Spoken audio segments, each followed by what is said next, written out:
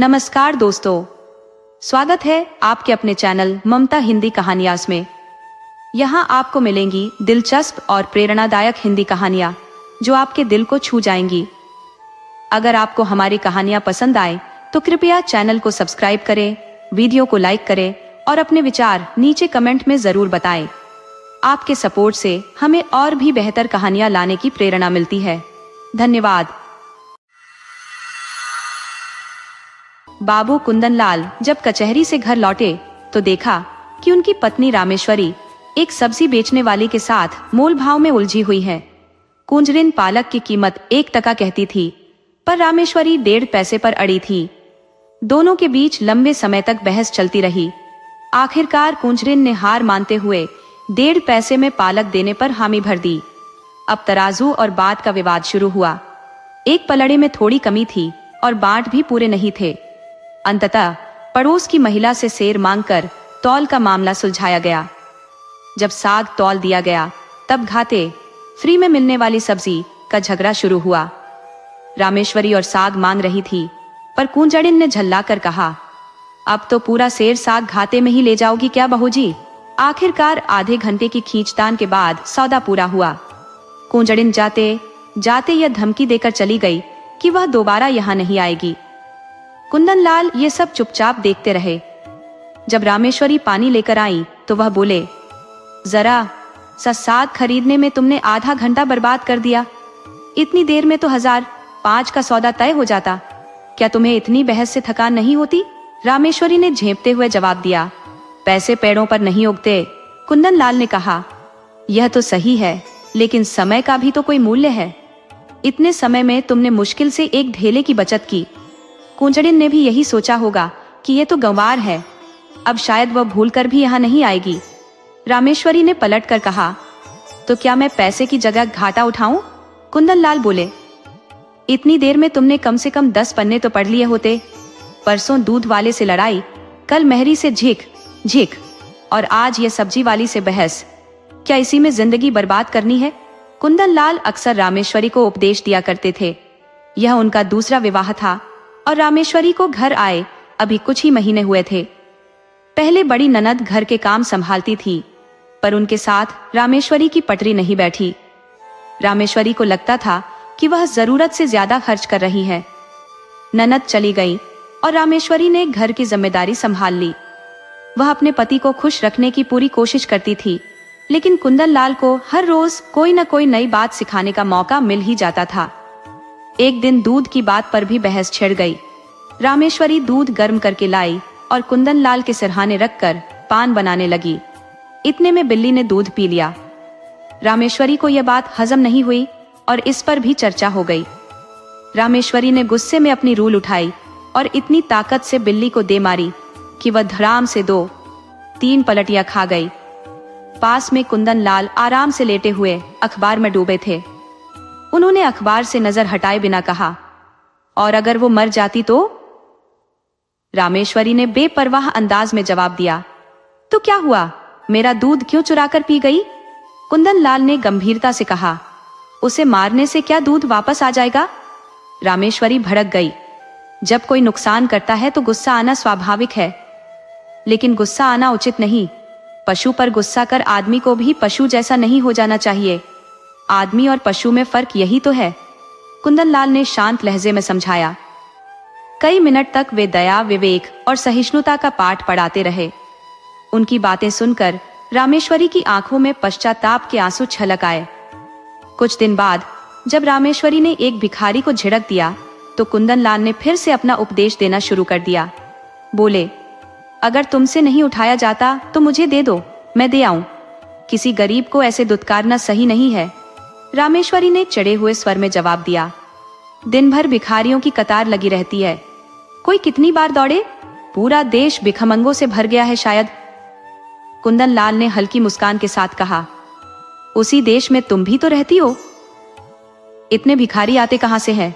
ये सब मेहनत क्यों नहीं करते? रामेश्वरी ने प्रश्न किया। कुंदनलाल ने कहा, कोई भी व्यक्ति काम मिलने पर भीख नहीं मांगता। हाँ, अगर कोई अपंग हो तो बात अलग है, उनके पास भिक्षा के अलावा और चारा ही क्या है? तो सरकार इनके लिए अनाथालय क्यों नहीं बनवाती? रामेश्वरी ने पूछा। जब स्वराज्य आएगा तब शायद यह संभव हो, अभी तो इसकी उम्मीद नहीं है। लेकिन स्वराज्य भी तभी आएगा जब धर्म होगा। रामेश्वरी ने तीखे स्वर में कहा। लाखों साधु, सन्यासी, पंडे, पुजारी मुफ्त का खा रहे हैं, क्या यह धर्म काफी नहीं है? अगर इस धर्म से स्वराज्य मिलता तो अब तक मिल चुका होता। कुंदन लाल ने संयमित स्वर में कहा। इसी धर्म की वजह से हिंदू जाति आज तक जीवित है, नहीं तो रोम, यूनान, ईरान, सीरिया की तरह इसका नामो निशान मिट चुका होता। रामेश्वरी ने तीव्र स्वर में पलटवार किया। आप इसे जीवित मानते हैं? मैं तो इसे उसी दिन मृत समझने लगी थी जिस दिन से यह गुलाम हो गई। जीवन का अर्थ है स्वाधीनता, गुलामी तो केवल मृत्यु है।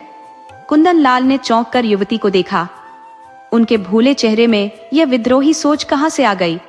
उन्होंने कठोर स्वर में कहा, क्या फिजूल की बातें करती हो? न तो शर्म आती है, न ही जुबान को रोकती हो। रामेश्वरी पर वह फटकार मानो एक चुप्पी का ताला लगा गई।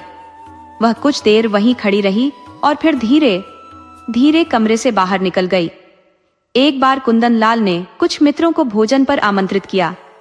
रामेश्वरी सुबह से ही रसोई में जुट गई और शाम तक खटती रही। ये मेहनत उसे बेमानी लग रही थी।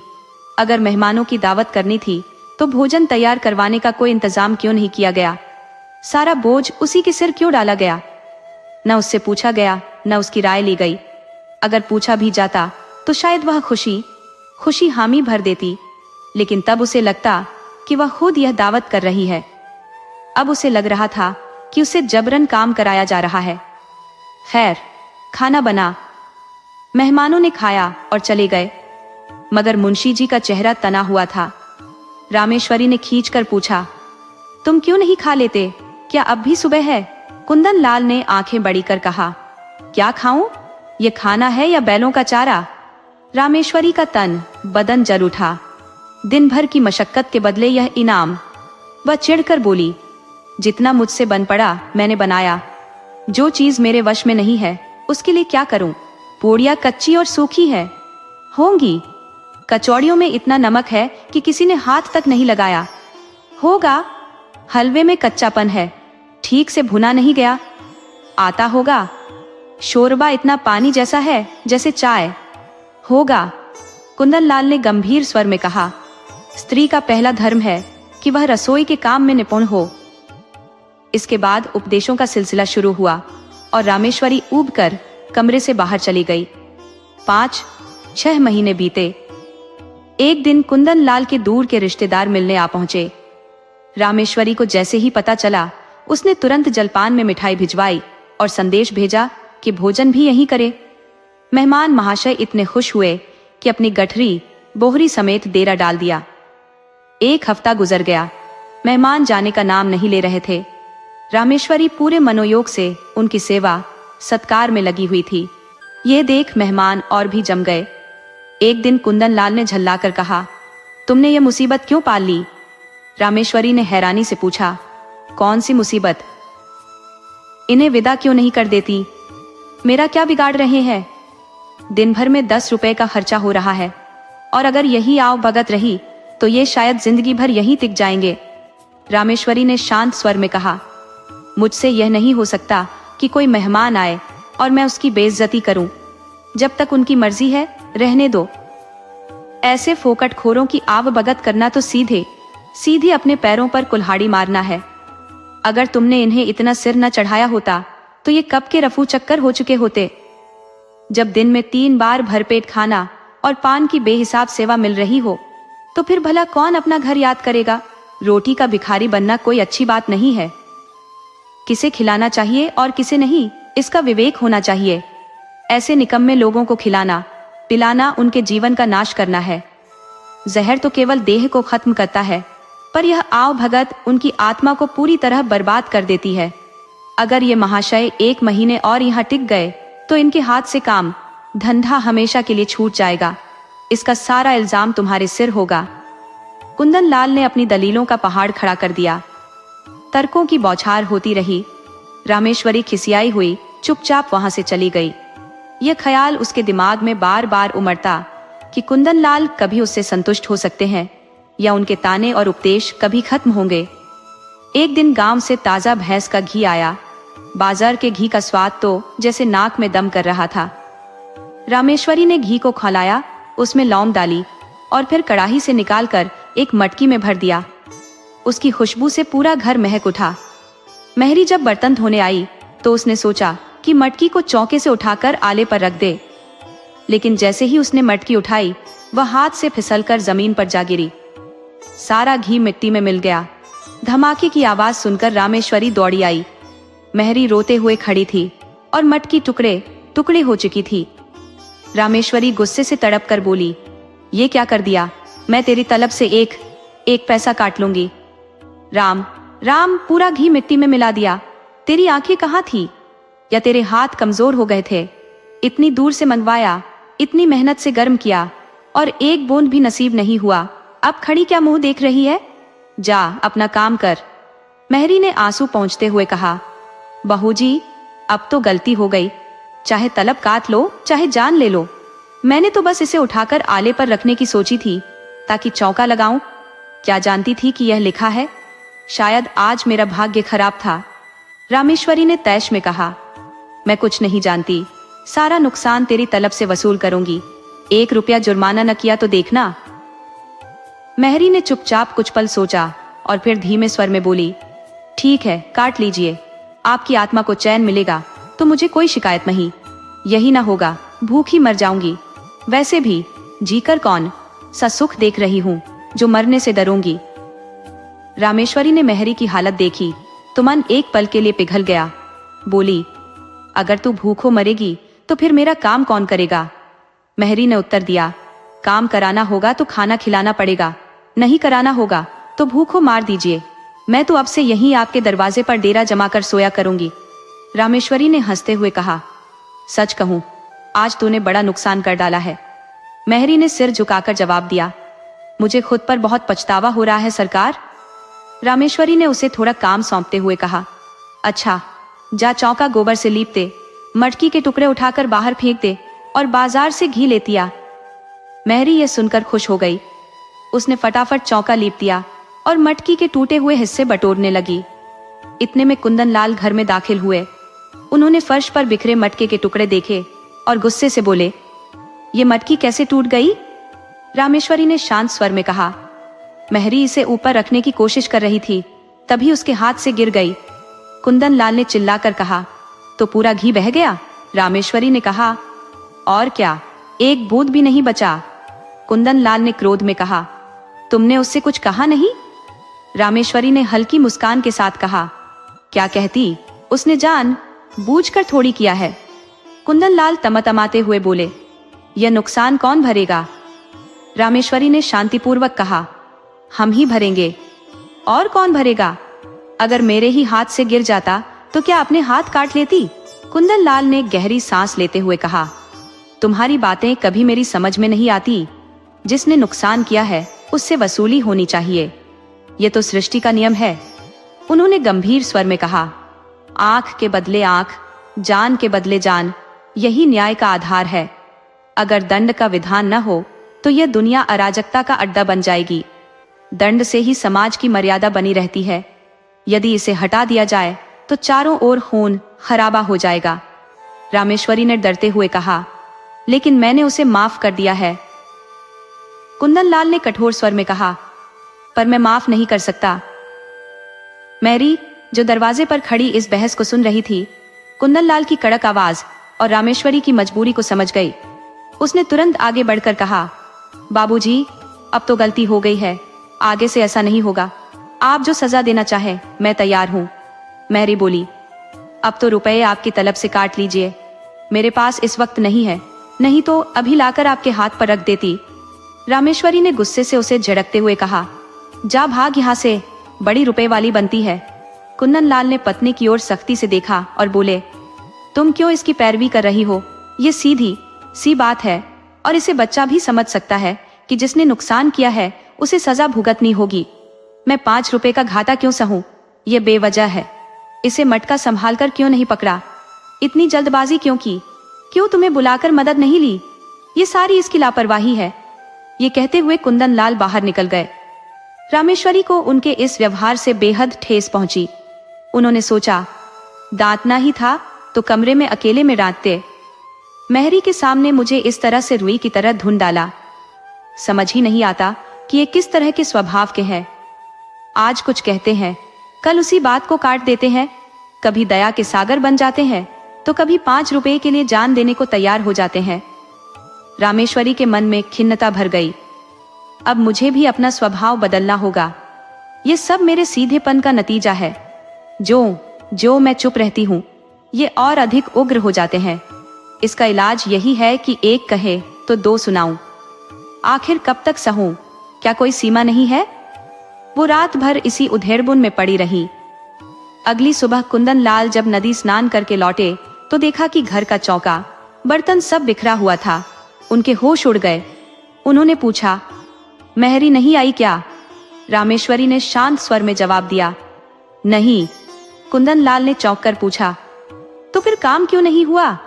रामेश्वरी ने सपाट लहजे में कहा, जो आपकी आज्ञा। कुंदन लाल परेशान होकर बोले, ये तो बड़ी मुसीबत है। रामेश्वरी ने ठंडे स्वर में कहा, हाँ है तो। कुंदन लाल ने कहा, पड़ोस की मेहरी को बुला क्यों नहीं लिया? रामेश्वरी ने व्यंग्यपूर्ण लहजे में उत्तर दिया, किसके हुक्म से बुलाती? अब अगर हुक्म हो तो बुला लेती हूँ। कुंदन बोले, अब बुलाओगी तो खाना कब बनेगा? 9 बज चुके हैं और इतना तो तुम्हें अपनी समझ से करना चाहिए था कि जब मेहरी नहीं आई तो पड़ोस वाली को बुला लिया जाए। रामेश्वरी ने शांत मगर तीखे स्वर में जवाब दिया, अगर उस वक्त हुजूर पूछते कि दूसरी मेहरी क्यों बुलाई तो क्या जवाब देती? मैंने अपनी अक्ल से काम लेना बंद कर दिया है। अब तो आपकी अक्ल से ही काम करूंगी। मुझे यह गवारा नहीं कि कोई मुझे आंखें दिखाए। कुंदन झुंझलाकर बोले, अच्छा तो इस वक्त क्या होगा? रामेश्वरी ने तिरस्कार भरे लहजे में कहा, जो हुजूर का हुक्म होगा। कुंदन लाल ने थककर कहा, तुम मुझे बनाती हो। रामेश्वरी ने व्यंग्य से कहा, मेरी इतनी मजाल कि आपको बनाऊं? मैं तो आपकी लौंडी हूं, जो कहे वही करूंगी। कुंदन ने हार मानते हुए कहा, मैं तो जा रहा हूं, तुम्हारा जो दिल करे वो करो। रामेश्वरी ने ठंडे स्वर में कहा, जाइए, मेरा दिल कुछ नहीं चाहेगा और मैं कुछ नहीं करूंगी। कुंदन ने खींचते हुए पूछा, आखिर तुम खाओगी क्या? रामेश्वरी ने जवाब दिया, जो आप देंगे वही खा लूंगी। कुंदन बोले, लाओ बाजार से पूड़ियां ले आता हूं। रामेश्वरी ने रुपया निकाल कर दिया। कुंदन लाल पूड़ियां लेकर आए, उसी से काम चलाया, फिर दफ्तर चले गए। जब लौटे तो देरी हो चुकी थी। घर में कदम रखते ही पूछा, मेहरी आई क्या? रामेश्वरी ने शांत लहजे में कहा, नहीं। कुंदन बोले, मैंने तो कहा था पड़ोस वाले को बुला लेना। रामेश्वरी ने नपी तुल्ली आवाज में कहा, बुलाया था लेकिन वह 5 रुपये मांग रही थी। कुंदन ने चौंकते हुए कहा, तो सिर्फ 1 रुपये का फर्क था, क्यों नहीं रख लिया? रामेश्वरी ने व्यंग्य से उत्तर दिया, मुझे ऐसा कोई हुक्म नहीं मिला था। अगर 1 रुपया ज्यादा दे देती तो मुझसे हिसाब तलब होता और खर्चे की मितव्ययता पर भाषण दिया जाता, तब क्या करती? कुंदन गुस्से में बोले, तुम बिल्कुल मूर्ख हो। रामेश्वरी ने मुस्कुराते हुए कहा, बिल्कुल। कुंदन लाल ने थककर पूछा, तो अब भी खाना नहीं बनेगा? रामेश्वरी ने बेपरवाह अंदाज में कहा, मजबूरी है। कुंदन लाल ने सिर पकड़कर चारपाई पर बैठ गए। पूड़ियां उन्हें पसंद नहीं थी, लेकिन कोई चारा भी नहीं था। मन ही मन झुंझलाते हुए उन्होंने रामेश्वरी को खरी खोटी सुनाई, लेकिन उसने अनसुना कर दिया। आखिरकार कुंदन लाल मेहरी की तलाश में निकले। जिसे भी पूछा वह पहले से काम में व्यस्त थी। अंत में एक कहार मिला जिसे बुलाकर लाए। उसने 2 आने लिए और बर्तन धोकर चला गया। रामेश्वरी ने व्यंग्यात्मक लहजे में पूछा, भोजन क्या बनेगा? कुंदन लाल ने थकान भरे स्वर में कहा, रोटी तरकारी बना लो, या इसमें भी कोई समस्या है? रामेश्वरी ने सीधा उत्तर दिया, तरकारी घर में नहीं है। कुंदन लाल गुस्से से बोले, दिन भर बैठी रही, तरकारी भी नहीं ला सकती थी? अब इतनी रात गए तरकारी कहाँ मिलेगी? रामेश्वरी ने ठंडे स्वर में कहा, मुझे तरकारी लाने का हुक्म नहीं मिला था। अगर कुछ ज्यादा खर्च हो जाता तो? कुंदन लाल ने विवशता से दांत पीसते हुए कहा, आखिर तुम चाहती क्या हो? रामेश्वरी ने शांत स्वर में कहा, कुछ नहीं, बस अपमान नहीं चाहती। कुंदन बोले, तुम्हारा अपमान कौन करता है? रामेश्वरी ने सीधा जवाब दिया, आप करते हैं। कुंदन ने हैरानी जताई, तो क्या मैं घर के मामलों में कुछ न बोलूं? रामेश्वरी ने कहा, आप न बोलेंगे तो कौन बोलेगा? मैं तो बस हुक्म मानने वाली हूं। रात रोटी दाल खाकर किसी तरह कटी। दोनों लेट गए। रामेश्वरी को फटाफट नींद आ गई, लेकिन कुंदन लाल करवटें बदलते रहे। उनके मन में ख्यालों का तूफान था। सोचने लगे, अगर रामेश्वरी ऐसे ही असहयोग करेगी तो घर का काम एक दिन भी नहीं चलेगा। आज तो जैसे तैसे खाना मिला। इसकी सोच ही उलटी है। मैं समझाने की कोशिश करता हूं, लेकिन इसे लगता है मैं डांट रहा हूं। मुझसे बिना बोले रहा भी तो नहीं जाता। लेकिन अगर बोलने का यही नतीजा है तो चुप रहना ही बेहतर है। कुंदन ने मन ही मन फैसला किया, नुकसान हो जाएगा तो हो जाए, लेकिन रोज रोज की खिचखिच खत्म हो। मेहरी से पैसे वसूलने की बात रामेश्वरी को खल गई, और सच में वो गलत थी। न पैसे मिले न मेहरी रही, उल्टा और परेशानी झेलनी पड़ी। कुछ देर और सोचने के बाद कुंदन ने रामेश्वरी को जगा दिया। बोले, कितना सोती हो तुम? रामेश्वरी ने मुस्कुराते हुए कहा, मजदूरों को नींद अच्छी आती है। कुंदन बोले, चिढ़ाओ मत, मेहरी से पैसे वसूलने की बात जाने दो। रामेश्वरी ने मजाकिया लहजे में कहा, वो तो ले खड़ी होगी शायद। कुंदन ने गंभीरता से कहा, अगर उसे पता चलेगा कि पैसे नहीं वसूलेंगे तो शायद काम पर वापस आ जाएगी। रामेश्वरी ने सहमति जताते हुए कहा, अच्छी बात है, कहला भेजूंगी। कुंदन ने ठानते हुए कहा, आज से मैं कान पकड़ता हूं, तुम्हारे मामलों में कुछ नहीं बोलूंगा। रामेश्वरी ने ताना मारते हुए कहा, और अगर मैं पूरा घर लुटा दूं तो? कुंदन बोले, लुटा दो चाहे मिटा दो, लेकिन मुझसे रूठो मत। अगर किसी बात में मेरी राय चाहिए होगी तो पूछ लेना, वरना मैं कुछ नहीं कहूंगा। रामेश्वरी ने गहरी सांस लेते हुए कहा, मैं अपमान सहन नहीं कर सकती। कुंदन ने हाथ जोड़कर कहा, इस गलती को माफ करो। रामेश्वरी ने थोड़ा झिझकते हुए पूछा, सच्चे दिल से कह रहे हो ना? कुंदन ने सिर हिलाते हुए कहा, सच्चे दिल से। दोस्तों, आपको कहानी कैसी लगी? अपने सुझाव कमेंट करना न भूले। तो चलिए आज की अगली कहानी शुरू करते हैं।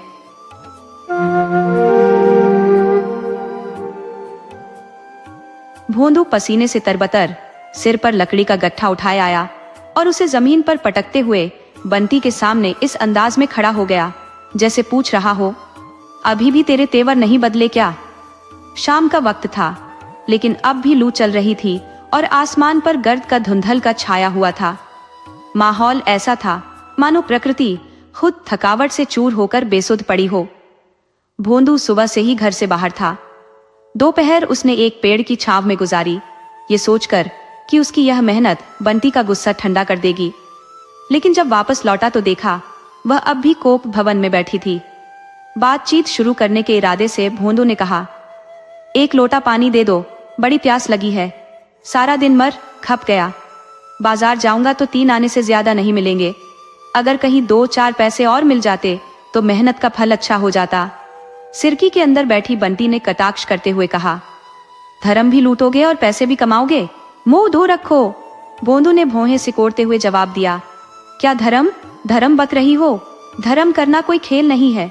धर्म वही करता है जिसे भगवान ने ताकत दी हो। हमारे पास तो पेट भरने का चबेना भी मुश्किल से जुटता है, धर्म क्या करेंगे? बंटी ने अपनी बात को और चुभने वाला बनाने के लिए कहा, संसार में कुछ ऐसे भी लोग हैं जो खुद चाहे भूखे रहें पर दूसरों को खिलाने का जज्बा रखते हैं, नहीं तो पूरे दिन जंगल में लकड़ी तोड़ने की नौबत ना आती। ऐसे धर्मात्मा लोग शादी क्यों करते हैं, यही समझ नहीं आता। धर्म की गाड़ी क्या अकेले नहीं खींच सकते थे? बंटी की इस बात पर भोंदू तिलमिला गया। उसकी नसें तन गई, माथे पर शिकन आ गई। वह चाहकर भी बंटी को डपट नहीं सका। उसकी खामोशी उसकी कमजोरी की गवाही दे रही थी। दबे स्वर में बोला, मेहरिया धर्म बेचने के लिए नहीं लाई जाती, बल्कि धर्म पालने के लिए लाई जाती है। ये कंजर दंपति अपने जैसे अन्य परिवारों के साथ पिछले 3 दिन से इस बाग में डेरा जमाए हुए था। पूरे बाग में सिरकियों की कतारें बिछी हुई थी, 3 हाथ चौड़ी और 4 हाथ लंबी। इन सिरकियों के अंदर एक एक परिवार अपने पूरे जीवन के काम काज समेत जैसे कल्पवास कर रहा था। सिरकी के एक किनारे पर चक्की रखी थी, दूसरे किनारे पर खाना बनाने का स्थान था। वहीं कहीं अनाज के 2-4 मटके रखे हुए थे। द्वार पर पड़ी एक छोटी सी खटोली बच्चों के आराम के लिए थी। हर एक परिवार के पास दो भैंसे या गधे रहते थे। जब इनका डेरा उठता तो पूरा गृहस्थ जीवन इन्हीं जानवरों की पीठ पर लद जाता। यही इन कंजरों का चलता फिरता संसार था। पूरी बस्ती एक साथ सफर करती। उनकी दुनिया के भीतर ही शादी, ब्याह, सौदेबाजी और झगड़े फसाद निपट जाते। बाहरी संसार उनके लिए सिर्फ एक शिकारगाह था। जैसे ही ये किसी इलाके में पहुंचते, वहां की पुलिस तुरंत उनकी टोह में आ जाती। चारों ओर चौकीदार तैनात हो जाते। यदि कोई स्त्री या पुरुष गांव की ओर निकलते तो चौकीदार उनके साथ हो लेते। रात के समय भी उनकी हाजिरी होती। इसके बावजूद गांव वालों के बीच खौफ फैला रहता। कंजर लोग अक्सर घरों में घुसकर मनचाही चीज उठा ले जाते और एक बार उनके हाथ से कोई सामान चला गया तो उसे वापस पाना नामुमकिन था। रात में चोरी करने निकलना इनका आम चलन था। चौकीदार भी इन्हीं से सदकर रहते। थोड़ी बहुत चुपड़ी मिल जाती और जान भी बची रहती। सख्ती करने का मतलब जान का खतरा था और कुछ हासिल होना तो दूर की बात, क्योंकि कंजर किसी सीमा से परे दबाव मानने को तैयार ना होते। इन सब के बीच भोंदू अकेला ऐसा शख्स था जो मेहनत की कमाई पर जीवन यापन करता था। ऐसा नहीं था कि वह पुलिस वालों को खुश नहीं कर सकता था, लेकिन उसकी स्वतंत्र आत्मा ने कभी बाहुबल से अर्जित वस्तुओं को बांटने की इजाजत नहीं दी। वह अपनी मेहनत से ही अपनी जरूरतें पूरी करता। बंटी को अपने पति की यह जिद बिल्कुल रास नहीं आती थी। जब दूसरी औरतें नई नई साड़ियां और गहने पहनकर इतराती तो बंटी को अपने पति की धर्म परायणता पर कोफ्त होती। इस विषय पर दोनों के बीच कई बार लड़ाई हो चुकी थी, लेकिन भोंदू अपनी आत्मा का सौदा करने को राजी न होता। आज सुबह भी यही तकरार हुई थी और भोंदू गुस्से में लकड़ी काटने के लिए जंगल चला गया था। अगर सैकड़े हाथ लग जाते तो शायद बंटी का गुस्सा थोड़ा ठंडा हो जाता, लेकिन आज तो वह भी नसीब नहीं हुए। बंटी ने ताने कसते हुए कहा, जिन्हें कुछ नहीं सूझता वे धर्मात्मा बन जाते हैं। रॉड अपने मांद में खुश है? भोंदू ने पूछा। तो मैं निकम्मा हूं? बंटी ने सीधे जवाब देने के बजाय चुभते शब्दों में कहा, मैं क्या जानूं तुम क्या हो। मुझे तो बस इतना पता है कि यहाँ ढेले की चीज के लिए तरसना पड़ता है। औरों को देखती हूँ कि कैसे पहनते, ओढ़ते, हंसते, खेलते हैं। क्या मुझे भी ये सब करने का मन नहीं होता? तुम्हारे जैसे आदमी के साथ पल्ला पड़कर मेरी जिंदगानी बर्बाद हो गई। भोंदू ने एक पल के लिए गहरी सोच में डूबकर कहा, अगर पकड़ा गया तो 3 साल से कम की सजा नहीं होगी। बंटी ने उसकी बात पर कोई असर न लिया। जवाब दिया, जब बाकी लोग नहीं पकड़ते जाते तो तुम ही क्यों जाओगे? बाकी लोग पुलिस को मिला लेते हैं, थानेदार की जी हुजूरी करते हैं, चौकीदार को खुश रखते हैं। भोंदू ने गंभीरता से कहा, तो चाहती है मैं भी औरों की तरह सबकी चिरौरी करता फिरूं? बंटी ने अपनी बात पर अड़ी रही। मैं तुम्हारे साथ सती होने नहीं आई हूं, और वैसे भी तुम्हारे छुरे गंडासे से लोग कब तक डरेंगे? जानवर भी जब भूखा मरता है तो पगहा तोड़कर खेतों में घुस जाता है। मैं तो आखिर इंसान हूं। भोंदू चुप रहा। उसे कोई जवाब न सूझा, लेकिन आज बंटी की बात ने उसे भीतर तक झकझोर दिया। बंटी ने पहली बार इस तरह धमकी दी थी। अब तक भोंदू को इस बात की फिक्र नहीं थी, लेकिन आज उसकी दुनिया बदलती हुई लग रही थी। उसने सोचा, मजबूत दीवार को कोई सहारा नहीं चाहिए, लेकिन जब वही दीवार हिलने लगे तो उसे संभालने की फिक्र करनी पड़ती है। आज तक वह बंटी को लेकर निश्चिंत था। जो खुद खाता था वही बंटी को भी खिलाता था, लेकिन अब उसे लगा कि बंटी को अपना बनाए रखने के लिए खास ध्यान देना होगा। सूरज ढलने को था। भोंदू ने देखा कि उसका गधा चरकर चुपचाप वापस लौट रहा है। भोंदू ने कभी उसकी देखभाल की परवाह नहीं की थी, क्योंकि गधा मालिक बदलने की धमकी तो नहीं दे सकता था। लेकिन आज उसने गधे को पुचकारा, उसकी पीठ थपथपाई और उसे पानी पिलाने के लिए डोल और रस्सी लेकर चल पड़ा। अगली ही रात कस्बे के एक धनी ठाकुर के घर चोरी हो गई। भोंदू उस रात अपने डेरे पर नहीं था। जब चौकीदार ने बंटी से पूछा तो उसने कहा, वह जंगल से अभी तक नहीं लौटा। सुबह भोंदू लौटा। उसकी कमर में रुपयों की एक थैली लटकी हुई थी। उसमें कुछ सोने के गहने भी थे। बंटी ने तुरंत गहनों को उठाकर एक पेड़ की जड़ में गाड़ दिया। रुपये तो वैसे भी पहचान में नहीं आते। भोंदू ने पूछा, अगर कोई पूछे कि इतने रुपये कहाँ से आए तो क्या कहेगी? बंटी ने नटखट अंदाज में आंखें घुमाते हुए कहा, कह दूंगी, क्यों बताऊं? दुनिया कमाती है तो किसी से हिसाब लेने जाती है क्या? हम ही क्यों अपना हिसाब दे? भोंदू ने थोड़ी चिंतित मुद्रा में सिर हिलाकर कहा, इससे गला नहीं छूटेगा बंटी, तू कह देना। मैं कई महीनों से 2-4 रुपए बचाकर जमा कर रही थी। हमारा खर्च ही कितना बड़ा है। दोनों ने मिलकर बहाने तैयार किए। जड़ी बूटियां बेचते हैं। एक जड़ी के लिए मुट्ठी रुपये मिल जाते हैं। खस, सैकड़े, जानवरों की खाल, नख, चर्बी, सब कुछ बेचते हैं। इन जवाबों से निश्चिंत होकर दोनों बाजार चले। बंटी ने अपने लिए ढेरों कपड़े, चूड़ियां, टिकुलिया, झुमके, सिंदूर, पान, तंबाकू, तेल और मिठाई खरीदी। फिर दोनों शराब की दुकान पहुंचे। जी भरकर शराब पी और रात के लिए 2 बोतल और साथ ले ली। दोनों मस्त होकर गाते बजाते देर रात डेरे पर लौटे। बंटी के कदम आज जमीन पर नहीं टिक रहे थे। बन ठन कर वह पड़ोसियों को अपनी शान दिखाने लगी। जब वापस आकर उसने खाना पकाना शुरू किया तो पड़ोसी खुसर पुसर करने लगे। कहीं गहरी चाल चली है। बड़ा धर्मात्मा बनता था, ये तो बगला भगत निकला। बंटी तो आज जैसे हवा में उड़ रही है। आज भोंदू की कितनी खातिर हो रही है, नहीं तो एक लोटा पानी देने भी ना उठती थी। रात को भोंदू को देवी की याद आई। उसने आज तक देवी की वेदी पर बकरे का बलिदान नहीं दिया था। पुलिस को पटाने में खर्चा भी था और आत्मसम्मान का भी नुकसान। देवी माँ तो एक बकरे से ही खुश हो जाती, पर उसने एक गलती कर दी थी।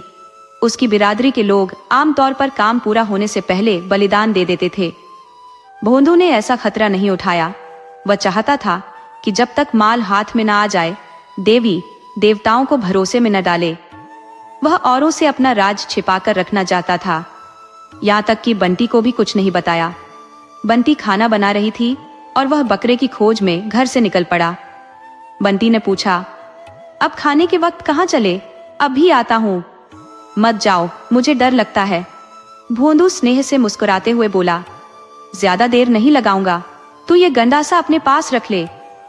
उसने गंडासा निकालकर बंटी के पास रख दिया और चला गया। बकरे की समस्या अजीब थी। रात के वक्त बकरा कहाँ से लाए?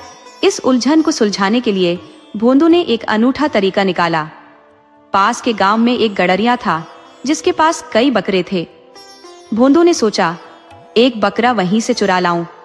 आखिर देवी जी को तो केवल बलिदान चाहिए, उन्हें इससे क्या फर्क पड़ता है कि बकरा कहां से आया और कैसे आया।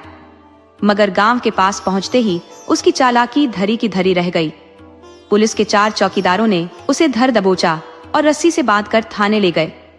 इधर बंटी घर पर खाना पकाकर सजने संवरने में लग गई। आज उसे अपना जीवन जैसे स्वर्ग सा लग रहा था। वह खुशी से झूम रही थी।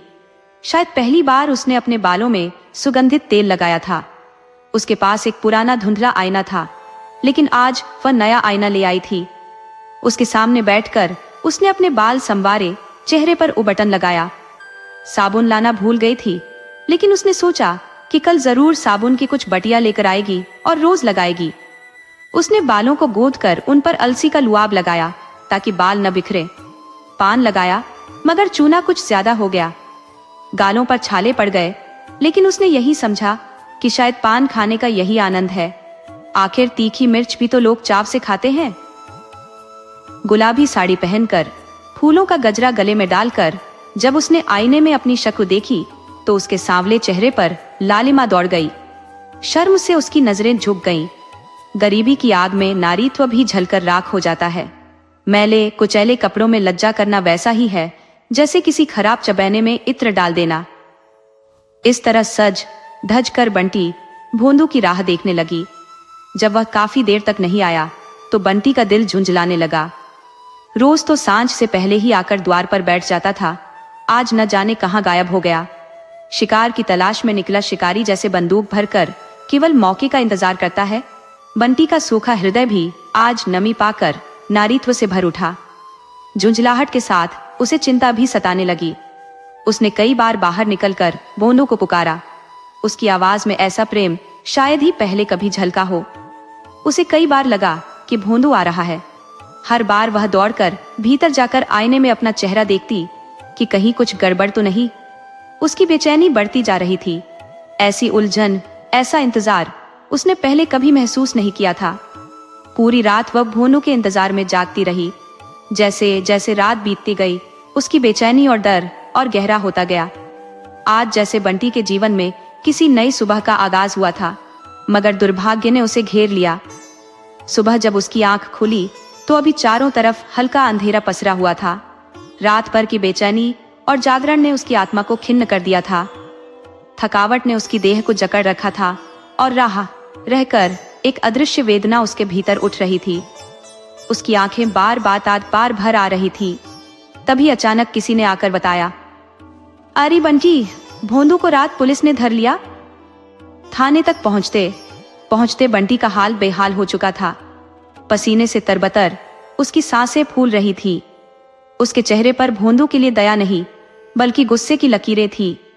उसे लगता था कि पूरी दुनिया यही काम करती है और फिर भी सुख शांति से जीती है।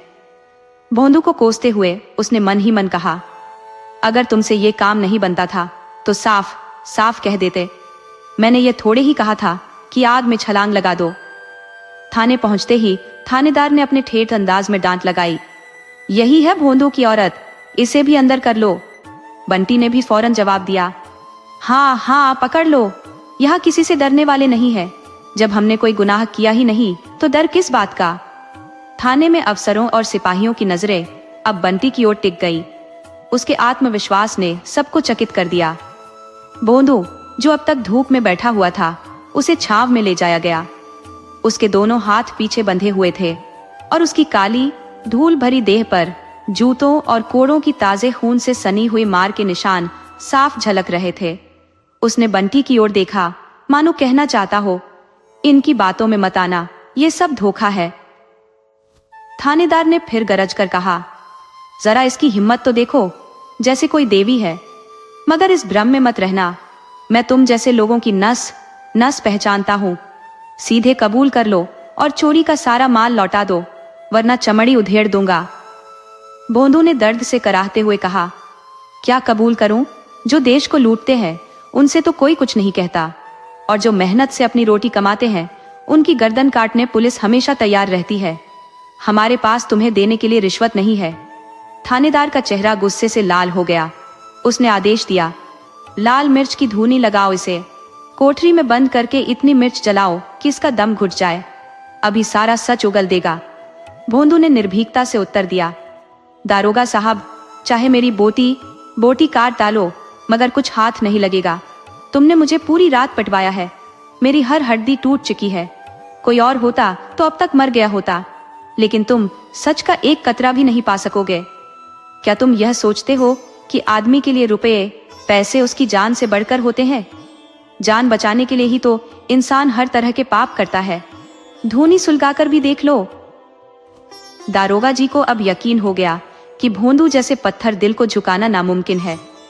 भोंदू के चेहरे पर किसी शहीद का सा समर्पण झलक रहा था। यद्यपि उनके आदेश का पालन शुरू हो चुका था, सिपाहियों ने भोंदू को एक छोटी सी कोठरी में ठूंस दिया और मिर्चें लाने के लिए 2 सिपाही दौड़ पड़े। लेकिन दारोगा की रणनीति अब बदल रही थी। उधर बंटी का दिल चिंता और गुस्से के मिले झूले भावों से फटा जा रहा था। उसे मालूम था कि चोरी कबूल कर लेना उनके समुदाय के लिए बहुत बड़ी शर्म की बात थी। लेकिन क्या सच में ये लोग मिर्च की धुनी सुलगा देंगे? क्या इनके दिल में इतनी भी इंसानियत नहीं? सोचते सोचते बंटी की हालत खराब हो रही थी। उसे याद आया कि जब रसोई में गलती से मिर्च जल जाती है तो खांसी और छींक से दम घुटने लगता है, और यहाँ तो भोंदू की नाक के पास मिर्च सुलगाई जा रही थी। इसका मतलब था कि वे सचमुच उसकी जान ले लेंगे। हिम्मत जुटाते हुए बंटी ने आवाज लगाई, दारोगा जी, तुम ये समझ रहे होगे कि इन गरीबों का कोई सहारा नहीं है, लेकिन मैं तुम्हें साफ कह रही हूँ, मैं ऊपर तक रत्ती रत्ती बताऊंगी। अगर भला चाहते हो तो उसे छोड़ दो, नहीं तो अंजाम बुरा होगा। दारोगा जी ने बंटी की बात पर हंसते हुए कहा, अरे तुझे क्या लेना देना, अगर वह मर भी जाए तो किसी और के साथ जिंदगी बसर कर ले। जो कुछ उसने चुराया होगा वह तो तेरे ही पास होगा। क्यों नहीं कबूल कर उसे छुड़ा लेती? मैं वादा करता हूं कि कोई केस दर्ज नहीं करूंगा। बस सारा माल लौटा दो। आखिर वही तेरे झूठे सपने होंगे, गुलाबी साड़ी, पान और इत्र। तूने ही उसे फुसलाया होगा। देख उसकी हालत क्या हो रही है और तू खड़ी तमाशा देख रही है। शायद बंटी के दिल को अब तक यह भरोसा था कि ये लोग इतनी दरिंदगी पर नहीं उतरेंगे, मगर जब सच में धुनी सुलगा दी गई, मिर्च की तीखी झार पूरे कमरे में फैल गई और भोंदू के खांसने की आवाजें सुनाई देने लगी, तो बंटी की रूह कांप उठी। उसका सारा साहस एक पल में बिखर गया। उसने दौड़कर दारोगा जी के पैरों पर गिरते हुए गिड़गिड़ा कर कहा, मालिक मुझ पर रहम करो, मैं सब कुछ लौटा दूंगी। दारोगा जी ने तुरंत धोनी हटाने का आदेश दिया। भोंदू ने कमजोरी भरे स्वर में पूछा, धोनी क्यों हटाई जा रही है? एक चौकीदार ने तीखे स्वर में जवाब दिया, तेरी औरत ने सब कबूल कर लिया है। भोंदू की नाक, आंख और मुंह से पानी बह रहा था। उसका सिर चकरा रहा था। गले से आवाज भी मुश्किल से निकल रही थी, मगर उस वाक्य ने उसे झकझोर दिया। उसकी मुट्ठियां कस गई। वह गरजते हुए बोला, क्या कहा? क्या कबूल किया? चौकीदार ने ठंडे लहजे में कहा, सब कुछ। चोरी पकड़ी गई। दारोगा जी अभी माल बरामद करने गए हैं। पहले ही कबूल कर लेते तो ये सब झेलना नहीं पड़ता। भोंदू गुस्से में गरजते हुए बोला, वो झूठ बोल रही है। वहीं पास में ही माल भी बरामद हो गया था, लेकिन तुम अपनी ही सुनाए जा रहे हो। परंपरा की मर्यादा टूटने की लज्जा में भोंदू का सिर शर्म से झुक गया। इस अपमान के बाद अब उसे अपना जीवन एक बोझ लगने लगा। दया, घृणा और तिरस्कार, हर भावना उसे अब बेकार लग रही थी। अपने समाज में वह गिर गया था। तभी बंटी आकर उसके सामने खड़ी हो गई। वह कुछ कहना चाह रही थी, लेकिन भोनू के गुस्से भरे चेहरे को देखकर उसकी जुबान बंद हो गई। बंटी को देखते ही भोनू की चोट खाई हुई इज्जत किसी घायल सांप की तरह तड़प उठी। उसने बंटी को जलती हुई लाल आंखों से देखा, मानो उन आंखों से आग बरस रही हो। बंटी डर के मारे सिर से पांव तक कांप गई और उलटे पांव वहां से भाग खड़ी हुई। थाने से निकलकर बंटी ने सोचा, अब कहां जाऊं? भोंदू उसके साथ होता तो पड़ोसियों के तानों को सह लेती, लेकिन अब उसके लिए घर जाना भी मुश्किल था। भोंदू की वे लाल आंखें बार बार उसके दिल में चुभ रही थी, लेकिन बीते दिनों का मोह उसे अपने डेरे की ओर खींचने लगा। शराब की बोतल अभी भी आधी भरी थी और छींके पर रखी फुलौड़ियां भी इंतजार कर रही थी। दोपहर हो चुकी थी। जब बंटी पहाड़ पर पहुंची तो वहां सन्नाटा पसरा हुआ था। कुछ देर पहले जो जगह लोगों की आवाजों से गूंज रही थी, अब बिल्कुल सुनसान हो चुकी थी। बिरादरी वालों ने उसे पूरी तरह से अकेला छोड़ दिया था। सिरकी की कुटिया उस वीराने में अकेली खड़ी मानो रो रही थी। बंटी ने अंदर कदम रखा तो उसे वही अजीब सा एहसास हुआ जो किसी चोर को सुनसान घर देखकर होता है। कुटिया में उसने 5 साल जैसे तैसे काटे थे, लेकिन आज उसे वही कुटिया अपने सबसे करीब लग रही थी। हवा से इधर उधर बिखरी चीजों को उसने जल्दी से समेटा। छींके पर रखी हांडी में फुलौड़ियां ठंडी हो गई थी। उसने हांडी को देखा और राहत की सांस ली कि वे ठीक थी। पान के पत्तों पर लपेटा कपड़ा सूख गया था, जिसे उसने फटाफट भिगो दिया। अब वह वहां बैठी सोच रही थी कि क्या बचे हुए जीवन में कुछ उम्मीद बाकी है। भोंदू ने गुस्से में गरजते हुए कहा, वह झूठ बोल रही है। वही माल भी बरामद हो चुका था, लेकिन तुम अपनी ही राग अलापे जा रहे हो। परंपरा की मर्यादा के टूटने की शर्मिंदगी ने भोंदू का सिर झुका दिया। इस भयंकर अपमान के बाद अब उसे अपना जीवन केवल दया, घृणा और तिरस्कार से भरा हुआ प्रतीत हो रहा था। वह अपने समाज में पूरी तरह से गिर चुका था। तभी बंटी अचानक वहां आकर खड़ी हो गई। वह कुछ कहना चाह रही थी, लेकिन भोंदू के क्रोध से भरे चेहरे को देखकर उसके शब्द जैसे गले में अटक गए। बंटी को देखते ही भोंदू की घायल मर्यादा किसी कुचले हुए सांप की तरह फुफकारने लगी। उसने बंटी को जलती हुई लाल आंखों से घूरा, मानो उन आंखों से ज्वाला फूट रही हो। बंटी का शरीर सिर से पांव तक कांपने लगा और वह डर के मारे उलटे पांव वहां से भाग गई। थाने से बाहर आकर बंटी ने सोचा, अब मैं कहां जाऊं? अगर भोंदू साथ होता तो वह पड़ोसियों के ताने उलाहने झेल लेती, लेकिन अब घर लौटना असंभव लग रहा था। भोंदू की वह आग उगलती हुई आंखें अब भी उसके दिल को चीर रही थी, मगर कल की सुखद यादें और मोह उसे अपने डेरे की ओर खींचने लगे। शराब की बोतल अब भी आधी भरी पड़ी थी और छींके पर फुलौड़ियां ज्यों की त्यों रखी थी। दोपहर बीत चुकी थी। जब बंटी पहाड़ पर पहुंची तो वहां सन्नाटा पसरा हुआ था। जो जगह कुछ समय पहले जीवन के उल्लास से भरी हुई थी, अब पूरी तरह से वीरान हो चुकी थी। बिरादरी वालों ने उसे तिरस्कार की चरम सीमा तक पहुंचा दिया था। सिरकी की वह कुटिया जो कभी उसका बसेरा थी, अब उस सुनसान माहौल में अकेली खड़ी जैसे रो रही थी। बंटी ने कुटिया के अंदर कदम रखा तो उसका दिल ऐसा महसूस करने लगा जैसे कोई चोर सुनसान घर में घुसते समय करता है। उसने उन चीजों को समेटने की कोशिश की जो कभी उसकी दुनिया थी। इस कुटिया में उसने आंसुओं के सहारे 5 साल बिताए थे, लेकिन आज वही कुटिया उसे अपने दिल के सबसे करीब लग रही थी। हवा के झोंकों से कुछ सामान इधर उधर बिखर गया था। उसने फुर्ती से सब कुछ ठीक किया।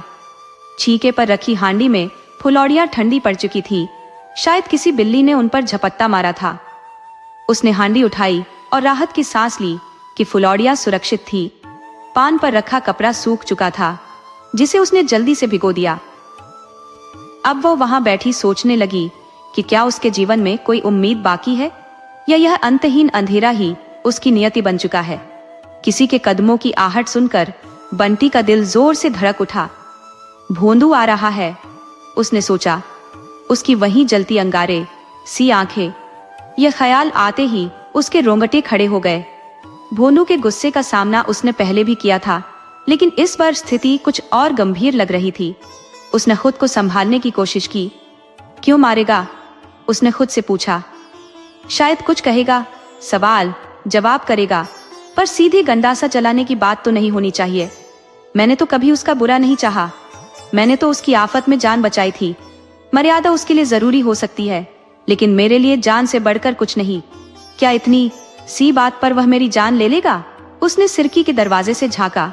वहां भोंदू नहीं था, केवल उसका गधा धीरे धीरे चलकर आ रहा था। बंटी ने चैन की सांस ली।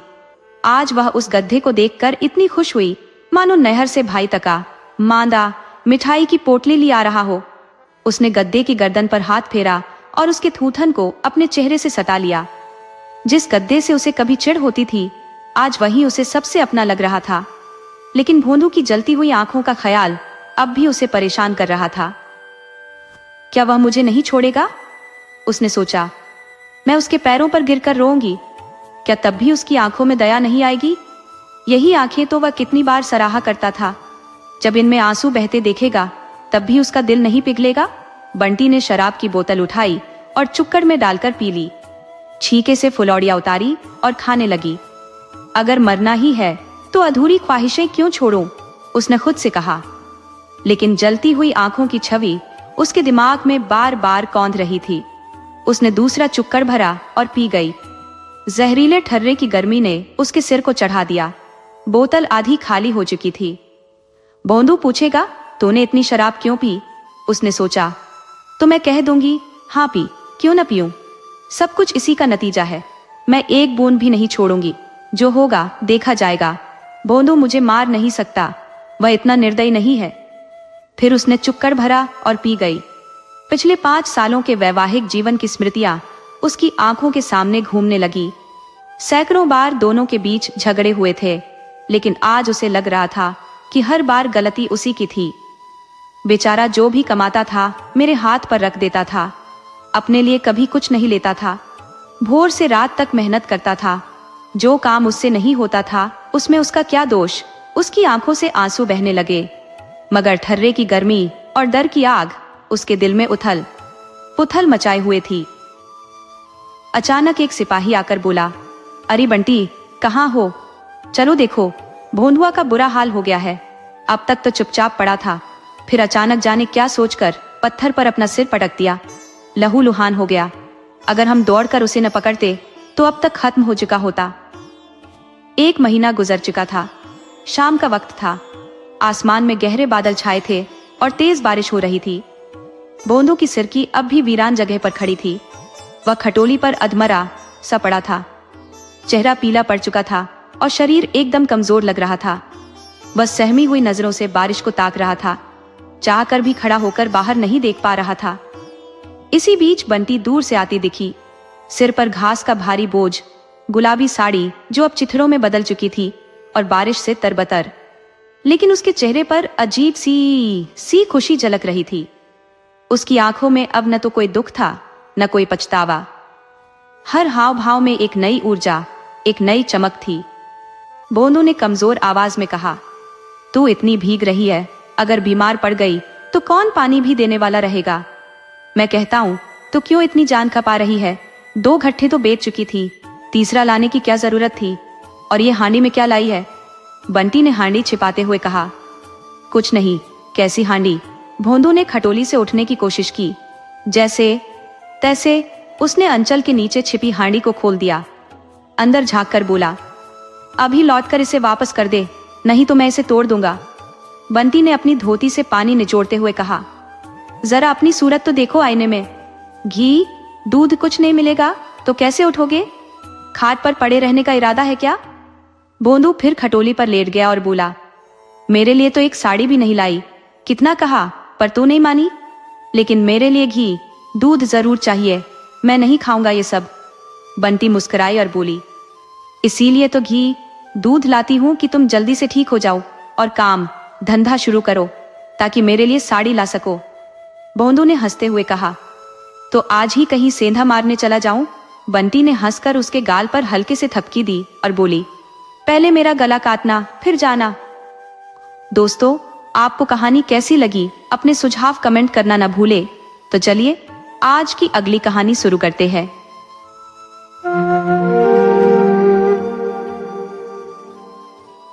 रूप और यौवन के चंचल खेल के बाद कोकिला अब अपने कलंकित अतीत की गाथाओं को आंसुओं से धोने का प्रयास कर रही थी। बीते हुए दिनों की स्मृतियां जब भी उसके हृदय को झकझोरती, वह पीड़ा और निराशा से भरकर बुदबुदा उठती, हाय, मैंने क्यों इस संसार में जन्म लिया। उसने दान, पुण्य और व्रत उपवासों से अपने दोषों को धोने की कोशिश की, पर जीवन के वसंत की समस्त सौंदर्य राशि इस असंभव प्रयास में लुट गई। यह जागृति किसी संत की कृपा थी या किसी अनुष्ठान का फल? नहीं, यह तो उस नन्ही नवजात कन्या के पहले दर्शन का वरदान था, जिसने 15 वर्षों से सूनी पड़ी उसकी गोद को रोशनी से भर दिया। उस नवजात के नन्हे मुखड़े को देखकर कोकिला के नीले होठों पर एक हल्की विषाद भरी मुस्कान खिल उठी, पर वह केवल एक पल के लिए थी। अगला ही क्षण वह मुस्कान एक लंबी आह में बदल गई। उस नन्ही बालिका के कोमल और मूक रुदन ने कोकिला के जीवन की दिशा ही बदल दी। वात्सल्य का वह दीपक उसके लिए एक मूक उपदेश और नवीन जीवन संदेश बन गया। कोकिला ने उस नवजात का नाम श्रद्धा रखा। आखिर उसी ने तो उसके मन में श्रद्धा का अंकुर बोया था। कोकिला के लिए वह बालिका केवल उसकी पुत्री नहीं, बल्कि किसी देवी का अवतरण थी। जब सहेलियां उसे बधाई देने आती तो कोकिला उसे उनकी दृष्टि से बचाकर रखती। उसे यह सोचकर भय होता कि कहीं उनकी पापमयी निगाहें उसकी पवित्र श्रद्धा को दूषित न कर दे। श्रद्धा अब कोकिला का समर्पण, उसकी आत्मा और जीवन का दीपक थी। वह उसे गोद में लेकर उसकी निश्चलता को निहारती और सोचती, क्या यह पवित्र ज्योति भी कभी वासना के थपेड़ों का शिकार होगी? क्या मेरे प्रयास व्यर्थ जाएंगे? वह मन ही मन प्रार्थना करती, हे भगवान, मेरी श्रद्धा को किसी भी बुराई से बचाना। कोकिला ने नारी जीवन के सर्वोच्च आदर्शों को अपने आचरण से श्रद्धा के सम्मुख प्रस्तुत किया। 16 वर्षों में भोली भाली श्रद्धा एक सौम्य, लज्जाशील नव यौवना बन गई थी। उसकी विद्या की लगन ने उसे अनोखा बना दिया था, लेकिन उसकी गंभीरता और अभिमान ने उसे बाकी दुनिया से दूर कर दिया। श्रद्धा के व्यक्तित्व की विलक्षणता उसे औरों से भले अलग करती हो, पर उसकी मां को उसके भविष्य को लेकर हमेशा सतर्क और सजग रखती थी। वात्सल्य के सघन छाव, सहेलियों की दूरी बनाने और किताबों की दुनिया में डूबने से अगर श्रद्धा के स्वभाव में आत्मगौरव आ गया तो इसमें आश्चर्य कैसा? उसे किसी से संवाद करने का हक नहीं था। विद्यालय में बड़ी घरों की लड़कियां उसके पास बैठना अपनी बेइज्जती समझती थी। दली मोहल्ले में लोग उसकी ओर इशारा करके तंज कसते, देखो कोकिला रंडी की बेटी जा रही है। श्रद्धा का चेहरा शर्म से लाल हो जाता और फिर अगले ही पल सफेदी में तब्दील हो जाता। श्रद्धा को एकांत बेहद प्रिय था। विवाह उसके लिए एक दैवीय अभिशाप जैसा था। जब भी कोकिला ने शादी की बात छेड़ी तो श्रद्धा की माथे पर शिकन उभर आती, चेहरा गुस्से से लाल हो जाता और आंखों से आंसू बहने लगते। कोकिला चुप हो जाती। माँ, बेटी के जीवन के आदर्श पूरी तरह से अलग थे। कोकिला समाज के रीति रिवाजों की पुजारिन थी, जबकि श्रद्धा को समाज, भगवान और इंसानों से नफरत थी। अगर श्रद्धा को किसी चीज से प्यार था तो वह थी उसकी किताबें।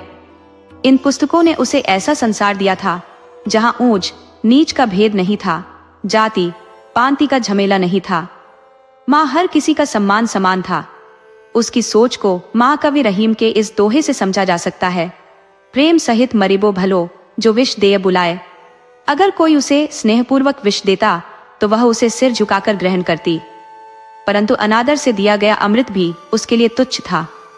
एक दिन कोकिला ने श्रद्धा से आंसुओं भरी आंखों से कहा, मन्नी, सच सच बताना, क्या तुझे कभी यह ख्याल नहीं आता कि मैं तेरी माँ क्यों बनी? अगर तू किसी ऊंचे घराने में जन्मी होती तो क्या तेरे दिल में ऐसे विचार आते? तो मन ही मन मुझे जरूर कोसती होगी। श्रद्धा ने माँ की ओर देखा। आज उसकी आंखों में माँ के लिए अपार श्रद्धा थी। कांपते हुए स्वर में बोली, अम्मा जी, ऐसा सवाल क्यों करती हैं आप? क्या मैंने कभी आपका अपमान किया है? कोकिला ने भावुक होकर कहा, नहीं बेटी, पर कभी कभी लगता है कि तू जरूर सोचती होगी कि मैं तेरी माँ क्यों हूं। श्रद्धा ने धीमे पर दृढ़ स्वर में कहा, अम्मा, यह आपका भ्रम है। मैं सच कहती हूँ, जितनी भक्ति और श्रद्धा मेरे मन में आपके लिए है उतनी किसी के लिए नहीं। आप मेरी माँ है, ये मेरे लिए गर्व की बात है। आपकी बेटी कहलाना मेरे लिए शर्मिंदगी नहीं बल्कि गौरव का विषय है। इंसान हमेशा अपने हालातों का बंधक होता है। आपने जिस माहौल में परवरिश पाई उसका असर तो होना ही था, लेकिन पाप की दलदल में फंसकर भी बाहर आ जाना, ये सच्ची वीरता है। बहाव के साथ बहना आसान है, लेकिन असली नाविक वो है जो धार के खिलाफ नाव खेता है। कोकिला ने हल्की मुस्कान के साथ पूछा, तो फिर शादी के नाम से क्यों घबराती हो? श्रद्धा ने नजरें झुकाते हुए जवाब दिया, क्या शादी के बिना जिंदगी नहीं जी जा सकती? मैं अपनी जिंदगी कुमारी रहते हुए गुजारना चाहती हूँ। स्कूल के बाद कॉलेज जाऊंगी। 2-3 साल में हम दोनों एकदम स्वतंत्र होकर रह सकते हैं। डॉक्टर बन सकती हूँ, वकील बन सकती हूँ। अब औरतों के लिए हर रास्ता खुला है। कोकिला ने धीमे स्वर में पूछा, लेकिन क्या तेरे दिल में कभी कोई और ख्वाहिश नहीं उठती? किसी से प्यार करने का ख्याल नहीं आता? श्रद्धा ने गहरी सांस लेते हुए कहा, अम्मा जी, कौन है जो प्यार के बिना जी सकता है?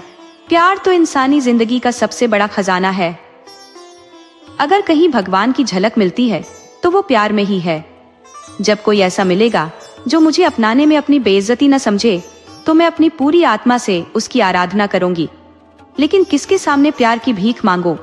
अगर किसी ने क्षणिक भावुकता में मुझसे शादी कर भी ली तो क्या मैं खुश रह सकूंगी? इससे बेहतर है कि मैं शादी का ख्याल ही छोड़ दूं। इन्हीं दिनों महिला मंडल का एक आयोजन हुआ। कॉलेज के काफी छात्र इस जलसे में आए थे। हॉल खचाखच भरा हुआ था। श्रद्धा भी पीछे की पंक्ति में महिलाओं के साथ खड़ी हो गई। उसे ये सब नाटक जैसा लग रहा था। ये पहली बार था जब वह ऐसी सभा में आई थी। सभा की शुरुआत हुई। अध्यक्ष महोदय का भाषण खत्म होने के बाद प्रस्ताव पेश होने लगे। उनके समर्थन में भाषण दिए जाने लगे, लेकिन महिलाएं या तो अपना भाषण भूल गई या सभा का दबाव ऐसा था कि उनका आत्मविश्वास खो गया। वे कुछ अधूरे वाक्य बोलकर बैठ जाती। सभा का माहौल बिगड़ने लगा।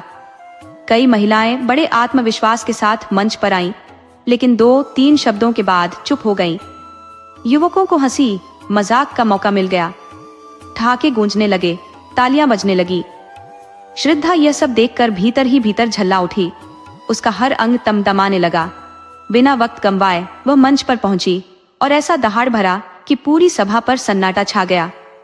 कोलाहल थम गया। हर कोई उसे टकटकी लगाए देखने लगा। श्रद्धा बोल रही थी जैसे कोई स्वर्गीय नायिका जीवन की हर बात सहजता से कह रही हो। उसकी बातों में नई ऊर्जा थी। उसका हर शब्द असरदार था। ऐसा लगा जैसे उसका नवा यौवन चारों ओर एक अनकही खुशबू फैला रहा हो, जिससे सभा का माहौल सम्मोहित हो गया हो। सभा समाप्त होने पर लोग आपस में चर्चा करने लगे। ये कौन थी भाई? दूसरे ने जवाब दिया, वो कोकिला वेश्या की बेटी। तीसरा बोला, तभी तो इतनी साफ और तेज आवाज है। वही जादू है जो उसकी माँ में था। जब से उसने पेशा छोड़ा, शहर सूना हो गया। अब लगता है कि ये उसकी जगह लेगी। इस पर एक खद्दरधारी सांवला युवक गुस्से में बोल पड़ा, वाह, कैसी कदरदानी फरमा रहे हैं जनाब। वही व्यक्ति फिर बोला, तुम्हें इतना बुरा क्यों लगा? कुछ खास रिश्ता तो नहीं? युवक ने सख्ती से कहा, तुम्हें ऐसी बात करते हुए शर्म नहीं आती? दूसरे ने चुटकी लेते हुए कहा, शर्म किस बात की? अगर वेश्या की बेटी वेश्या बने तो इसमें अचरज कैसा? सांवले युवक ने घृणा से कहा, आप जैसे लोगों की समझ में यही ठीक होगा, लेकिन जिस औरत ने ऐसे विचारों को बोलने का साहस दिखाया है वह देवी है, शरीर बेचने वाली नहीं। उसी वक्त सभा से निकल रही श्रद्धा ने ये अंतिम शब्द सुन लिए। वह ठिठक गई। उसकी आंखों में कृतज्ञता झलक आई। उसने उस सांवले युवक की ओर एक आभार भरी नजर डाली और तेज कदमों से आगे बढ़ गई। लेकिन रास्ते भर उन शब्दों की गूंज उसके कानों में होती रही। अब तक उसे प्रोत्साहन देने वाली केवल उसकी माँ कोकिला थी। दुनिया ने उसे सिर्फ तिरस्कार दिया था, लेकिन आज पहली बार किसी अजनबी, एक सांवले लेकिन उजले दिल वाले युवक ने उसकी इज्जत की। श्रद्धा के मन में सवाल उठने लगा, वह कौन था? क्या कभी फिर उससे मुलाकात होगी? कॉलेज जाते समय वह उसे ढूंढने की कोशिश करती, घर पर खिड़की की आड़ से गुजरने वालों को देखती, लेकिन वह युवक कहीं नजर नहीं आता। कुछ ही दिनों बाद महिला मंडल की अगली सभा का ऐलान हुआ। अभी सभा को 4 दिन बाकी थे। श्रद्धा ने ये 4 दिन अपनी वक्तृता तैयार करने में झोंक दिए। एक शब्द का चुनाव करने में वह घंटों माथापच्ची करती। हर वाक्य को दोहराती, सुधारती और नया रूप देती। बड़े बड़े नेताओं के भाषणों का अध्ययन करती और उन्हीं की तरह लिखने का प्रयास करती। जब पूरा भाषण तैयार हो गया तो वह अपने कमरे में जाकर कुर्सियों और मेजों को सामने रखकर जोर जोर से पढ़ने लगी। वक्तृत्व कला के हर गुण को अपने शब्दों में उतारने की कोशिश की। उपसंहार इतना प्रभावी था कि उसे सुनकर खुद ही मंत्रमुग्ध हो गई। उसमें एक मधुर संगीत, गहराई और बदलाव की गूंज थी। सभा का दिन आखिरकार आ पहुंचा। श्रद्धा दिल में हल्का डर लिए सभा भवन में दाखिल हुई। हॉल खचाखच भरा था। पहले दिन से भी ज्यादा भीड़ जमा थी। जब लोगों ने उसे देखा तो तालियों की गड़गड़ाहट से स्वागत किया। शोर मचने लगा और हर कोई एक सुर में चिल्लाया, अपना भाषण शुरू कीजिए। श्रद्धा ने मंच पर पहुंचकर एक निगाह जनता पर डाली। उसकी नजर अंतिम पंक्ति में खड़े उस काले नवयुवक पर टिक गई, जो जगह न मिलने की वजह से वहां खड़ा था। उसके दिल में एक अजीब सी सिहरन हुई। उसने कांपते हुए स्वर में बोलना शुरू किया।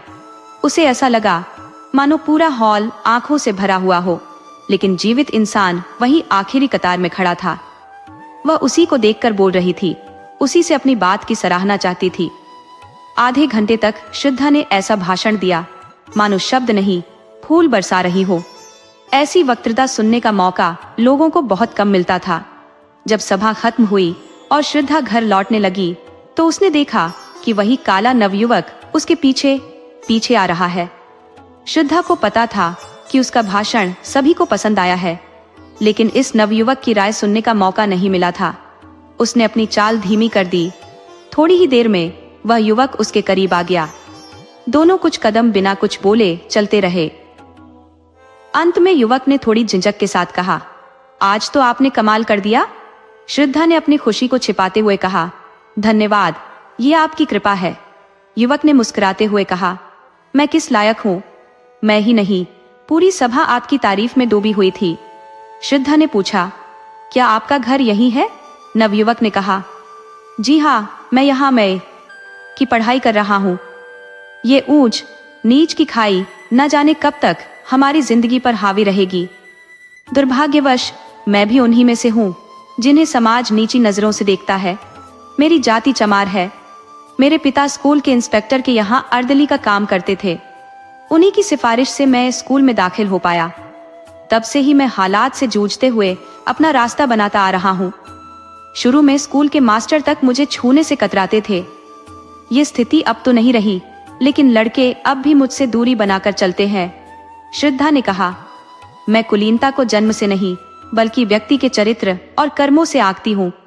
नवयुवक ने विनम्रता से जवाब दिया, यह बात आपकी वक्तृता से ही साबित हो गई और इसी से मुझ में आपसे बात करने का साहस भी आया, वरना आप कहा और मैं कहा।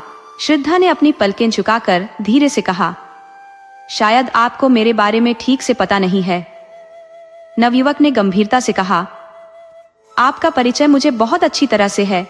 यदि आप कृपा करके अपनी माताजी से मिलवा सके तो यह मेरे लिए सौभाग्य की बात होगी। श्रद्धा ने मुस्कुराते हुए कहा, वह आपसे मिलकर अवश्य प्रसन्न होंगी। आपका शुभ नाम? मेरा नाम भगत राम है, नवयुवक ने उत्तर दिया। यह परिचय समय के साथ मजबूत होता गया। उनके बीच की मैत्री गहरी होती चली गई। श्रद्धा की नजरों में भगत राम किसी देवता से कम नहीं थे और भगत राम की निगाहों में श्रद्धा मानवीय स्वरूप में देवी थी। 1 साल गुजर गया। भगत राम नियमित रूप से देवी के दर्शन को जाते। दोनों लंबे समय तक बैठकर बातें करते। जब भी श्रद्धा कोई भाषण देती, भगत राम अपने सारे काम छोड़कर उसे सुनने जाते। उनके जीवन के आदर्श, उनके सपने और उनके विचार सब कुछ एक जैसा था। अब भगत राम प्रेम और उसके गहरे रहस्यों पर विश्लेषण करने में माहिर हो गए थे। उनकी बातों में ऐसी मिठास और सौंदर्य झलकता जो पहले कभी महसूस नहीं हुआ था। लेकिन जैसे ही श्रद्धा के दिल में हलचल होने लगती, उसका चेहरा खुशी से दमकने लगता। भगत राम अचानक विषय बदल देते और थोड़ी देर में कोई बहाना बनाकर वहां से चले जाते। उनके जाने के बाद श्रद्धा अकेले में आंसू बहाती और सोचती, क्या इन्हें सच में मेरा प्रेम समझ नहीं आता? एक दिन कोकिला ने भगत राम को एकांत में बुलाकर कहा, बेटा, अब तो मुन्नी से तुम्हारा विवाह हो जाए तो अच्छा। जीवन का कोई भरोसा नहीं, कहीं मैं गुजर जाऊं तो यह अधूरी ख्वाहिश मन में ही रह जाएगी। भगत राम ने शांत स्वर में कहा, अम्मा, बस इस परीक्षा में पास हो जाने दीजिए। पहले जीविका का प्रश्न हल हो जाए, फिर विवाह की बात करना ठीक रहेगा। कोकिला ने संतोष भरे स्वर में कहा, यह सब तुम्हारा ही है, क्या मैं इसे साथ बांध कर ले जाऊंगी? अम्मान जी, ये तो आपकी महती कृपा है, भगत राम ने सजीवता से कहा। लेकिन इतना भी निर्लज्ज न बनाइए कि मैं आपकी डांट फटकार भी सुनकर यहाँ से हटने का नाम न लूं। मैं तो आपका हो चुका हूँ और मुझसे अधिक सौभाग्यशाली इस दुनिया में कौन हो सकता है। परंतु देवी के मंदिर में प्रवेश से पहले कुछ पान फूल तो होना ही चाहिए। समय अपनी गति से चलता गया और 1 और साल बीत गया। भगत राम ने मय की उपाधि प्राप्त की और उसी विद्यालय में अर्थशास्त्र के अध्यापक के रूप में नियुक्त हो गया। उस दिन कोकिला ने खूब दान पुण्य किया। जब भगत राम ने उनके चरणों पर सिर झुकाया तो उन्होंने उसे अपने हृदय से लगा लिया। कोकिला को पूरा यकीन था कि आज भगत राम विवाह की बात जरूर करेगा। श्रद्धा मानो किसी प्रतिमा की भांति प्रतीक्षा करती रही। उसके रोम रोम से आशा की झंकार हो रही थी। उसका हृदय जैसे उल्लास के रस में डूबा हुआ था और उसके पांव मानो जमीन को छूने से इनकार कर रहे थे। जैसे ही उसने भगत राम को देखा, चहक कर मां से बोली, अम्मा, अब हमें एक हल्की सी मोटर दिलवा दीजिए। कोकिला ने मुस्कुराते हुए कहा, हल्की सी क्यों? भारी सी ले लेना। पहले कोई अच्छा सा मकान तो देख लो। श्रद्धा भगत राम को अपने कमरे में ले गई। दोनों ने मिलकर नए मकान की सजावट के सपने बुनने शुरू किए। पर्दों का रंग, फर्श का डिजाइन, दीवारों पर लगी तस्वीरें, सब कुछ योजनाबद्ध किया गया। श्रद्धा ने उत्साहित होकर कहा, रुपये भी अम्मान जी से ले लेंगे? भगत राम ने थोड़ी झिझक के साथ कहा, मुझे उनसे रुपया मांगने में शर्म आएगी। श्रद्धा ने हंसते हुए जवाब दिया, आखिरकार ये रुपये मेरे दहेज के ही तो होंगे। वे दोनों घंटों बातें करते रहे, लेकिन वह शब्द जिसे श्रद्धा सुनने को व्याकुल थी, भगत राम की जुबान से उस दिन भी नहीं निकला। अंततः वह चुपचाप विदा हो गया। उसके जाते ही कोकिला ने डरते डरते पूछा, तो आज क्या बातचीत हुई? श्रद्धा ने उनके मन का भाव समझकर कहा, अगर मैं इतनी भारी हो रही हूं तो मुझे कुएं में डाल क्यों नहीं देती? यह कहते कहते उसके भीतर का ज्वार फूट पड़ा। वह वेदना जो इतने दिनों से अंदर ही अंदर उसे कचोट रही थी, आंसुओं के रूप में बह निकली। वह जोर जोर से रोने लगी कोकिला ने चिढ़कर कहा, अगर उसे कुछ कहना ही नहीं है तो रोज यहाँ आता ही क्यों है? न तो हम किसी बड़े घराने से हैं और न ही कोई धनाढ्य सेठ। श्रद्धा ने अपनी आंखें पोंछते हुए शांत स्वर में कहा, अम्मा जी, उनके सामने ऐसी बात मत कीजिए। मैं जानती हूँ कि उनके दिल में क्या है। वो चाहे शब्दों में कुछ न कहे, लेकिन उनका दिल मुझसे सब कुछ कह चुका है, और मैं चाहे सुनकर न समझूं, पर दिल से सब सुन चुकी हूँ। कोकिला ने श्रद्धा से कुछ भी नहीं कहा, लेकिन अगले दिन भगत राम से सीधे पूछ लिया, तो बेटा अब क्या इरादा है? भगत राम ने कुछ झिझकते हुए सिर खुजाकर जवाब दिया, अम्मा जी, मैं तो तैयार हूँ, लेकिन घर वाले जरा मुश्किल में है। जैसे ही थोड़ा वक्त मिलेगा घर जाकर उनकी रजामंदी ले लूंगा। आखिर माँ बाप को नाराज करना भी तो ठीक नहीं लगता। कोकिला ने कोई प्रत्युत्तर नहीं दिया, बस चुपचाप सुनती रही। भगत राम के माता पिता शहर से काफी दूर रहते थे। उनका इकलौता बेटा ही उनकी उम्मीदों का केंद्र था। उन्होंने पहले भी कई बार भगत राम की शादी तय करने की कोशिश की थी, लेकिन हर बार भगत राम कहकर बच निकलता, पहले नौकरी हासिल कर लूं, फिर शादी की सोचूंगा। अब जबकि भगत राम नौकरी में लग चुका था, तो दोनों एक सर्द सुबह उसके घर आ धमके। भगत राम ने दरवाजे पर आकर झुककर उनके चरण स्पर्श किए। कुशल क्षेम पूछने के बाद कहा, आप लोगों ने इस ठिठुरती ठंड में इतनी तकलीफ क्यों की? मुझे बुला लिया होता। चौधरी ने पत्नी की ओर मुस्कुराते हुए देखा और कहा, सुन रही हो बच्चा की अम्मा, बुलाते हैं तो कहते हैं इम्तिहान है, वक्त नहीं है। अब आए हैं तो शिकायत कर रहे हैं कि बुलाया क्यों नहीं। सुनो, तुम्हारा रिश्ता पक्का कर दिया गया है। अब 1 महीने की छुट्टी लेकर हमारे साथ चलना होगा। इसी वजह से हम दोनों खुद आए हैं। चौधराइन ने तपाक से कहा, हमने सोचा बिना आए बात नहीं बनेगी। लड़की बड़ी ही सुंदर है, पढ़ी लिखी और अच्छे खानदान से है, तो बेटा आज ही छुट्टी की अर्जी दे दो। भगत राम थोड़ा सकुचा कर बोला, मेरा रिश्ता तो यहीं एक जगह तय हो चुका है। अगर आप दोनों राजी हो तो मैं शादी कर लूं। चौधरी ने चौंक कर पूछा, इस शहर में हमारी बिरादरी का कौन है? क्यों बच्चा की अम्मा? चौधराइन ने सिर हिलाते हुए कहा, हाँ, यहाँ हमारी बिरादरी का तो कोई नहीं है। भगत राम ने समझाने की कोशिश की, माँ बेटी है, घर में रुपया पैसा भी है, लड़की ऐसी है कि आप देखकर खुश हो जाएंगे, शादी भी बिना खर्च के हो जाएगी। चौधरी ने गंभीर स्वर में कहा, क्या लड़की के पिता नहीं है? उनका नाम क्या था? कहाँ के रहने वाले थे? उनके खानदान का क्या हाल है? ये सारी बातें जाने बिना भला शादी कैसे हो सकती है? क्यों बच्चा की अम्मा? चौधराइन ने हामी भरते हुए कहा, हाँ, ये सब बातें तो पहले जाननी होंगी, बिना इसके कैसे संभव है? भगत राम ने चुप्पी साध ली। चौधरी ने फिर पूछा, अच्छा, तो वो माँ बेटी किस मोहल्ले में रहती है? हमने तो इस शहर का चप्पा छाना है। हम यहाँ कोई 20 साल रहे हैं। क्यों बच्चा की अम्मा? चौधराइन ने सुधारते हुए कहा, 20 से भी ज्यादा हुए हैं। भगत राम ने अंततः जवाब दिया, उनका घर नखास में है। चौधरी ने पूछा, नखास किस ओर पड़ता है? भगत राम ने संजीदगी से जवाब दिया, नखास के सामने वाली गली में पहला मकान उन्हीं का है, सड़क से साफ नजर आता है। चौधरी ने भौहें तानते हुए कहा, पहला मकान तो कोकिला रंडी का है, गुलाबी रंग में पुता हुआ, वही मकान ना? भगत राम झेपते हुए बोला, जी हाँ, वही मकान है। चौधरी ने व्यंग्यात्मक लहजे में कहा, तो उसमें कोकिला रंडी नहीं रहती क्या? भगत राम ने झिझकते हुए कहा, रहती क्यों नहीं, माँ बेटी दोनों ही रहती है। चौधरी ने क्रोधित होकर कहा, तो क्या तुम कोकिला रंडी की बेटी से शादी करना चाहते हो? बिरादरी में नाक कटवाने का इरादा है क्या? फिर तो बिरादरी का कोई पानी भी नहीं पिएगा। चौधराइन भी तमतमाते हुए बोली, मुंह में रॉड लगा दूंगी लूका, क्या उसके रूप रंग पर फिसल गए हो? भगत राम ने संयम से कहा, मैं इसे अपनी किस्मत समझता हूँ कि वह अपनी बेटी का रिश्ता मेरे साथ करने को तैयार है। वह चाहे तो किसी बड़े रईस के घर शादी कर सकती है। चौधरी ने चुटकी लेते हुए कहा, रईस उससे शादी नहीं करेगा, हाँ रख लेगा। तुम्हें भगवान बुद्धि दे तो 1 नहीं 4 रख लो, मर्दों के लिए कौन रोक है, मगर शादी वही है जो बिरादरी में हो। चौधराइन ने जोड़ा, ज्यादा पढ़ाई लिखाई से आदमी बावला हो जाता है। चौधरी ने गंभीर होकर कहा, हम तो गंवार लोग हैं, पर समझ में नहीं आता कि तुम्हारा यह ख्याल कैसे हुआ। रंडी की बेटी चाहे कितनी भी सुंदर क्यों न हो, आखिर रंडी की बेटी ही रहती है। हम तुम्हारी शादी वहां नहीं होने देंगे। अगर तुमने जिद की तो हम अपनी जान दे देंगे। बच्चा की अम्मा, तुम भी समझा दो इसे, चौधराइन ने फटकारते हुए कहा।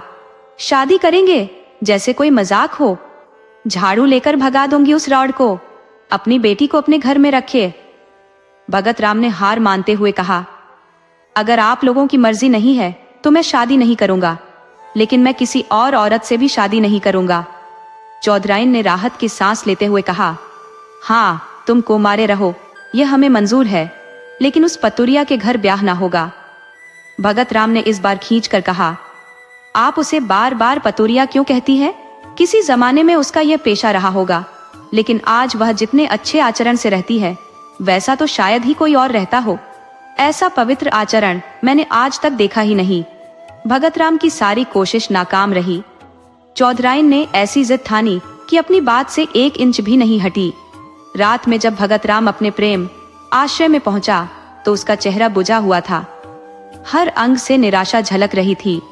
श्रद्धा, जो उसकी राह देख रही थी, परेशान थी कि इतनी देर क्यों हो गई। उसे क्या पता था कि भगत राम के दिल पर क्या गुजर रही है। यार, दोस्तों से फुर्सत मिलेगी तो शायद इधर का भी रुक कर लेंगे, कोकिला ने तंज भरे स्वर में कहा। मैं पहले ही कह चुकी हूं कि अब उनका रवैया वैसा नहीं रहा, फिर भी तू यकीन करने को तैयार नहीं है। आखिर इस टाल मटोल की भी कोई सीमा होती है। श्रद्धा ने गहरी उदासी से कहा, अम्मान जी, मैं आपसे बार हाथ जोड़कर निवेदन कर चुकी हूँ कि चाहे दुनिया की नजर में कुंवारी ही क्यों न रहूं, लेकिन दिल से मैं उनकी पत्नी बन चुकी हूँ। अगर ऐसा इंसान भी भरोसे के लायक नहीं तो फिर किस पर यकीन किया जा सकता है। इतने में भगत राम कमरे में दाखिल हुए। उनके चेहरे पर निराशा साफ झलक रही थी। दोनों औरतों ने उनकी ओर देखा। कोकिला की निगाहों में शिकवा था तो श्रद्धा की आंखों में दर्द।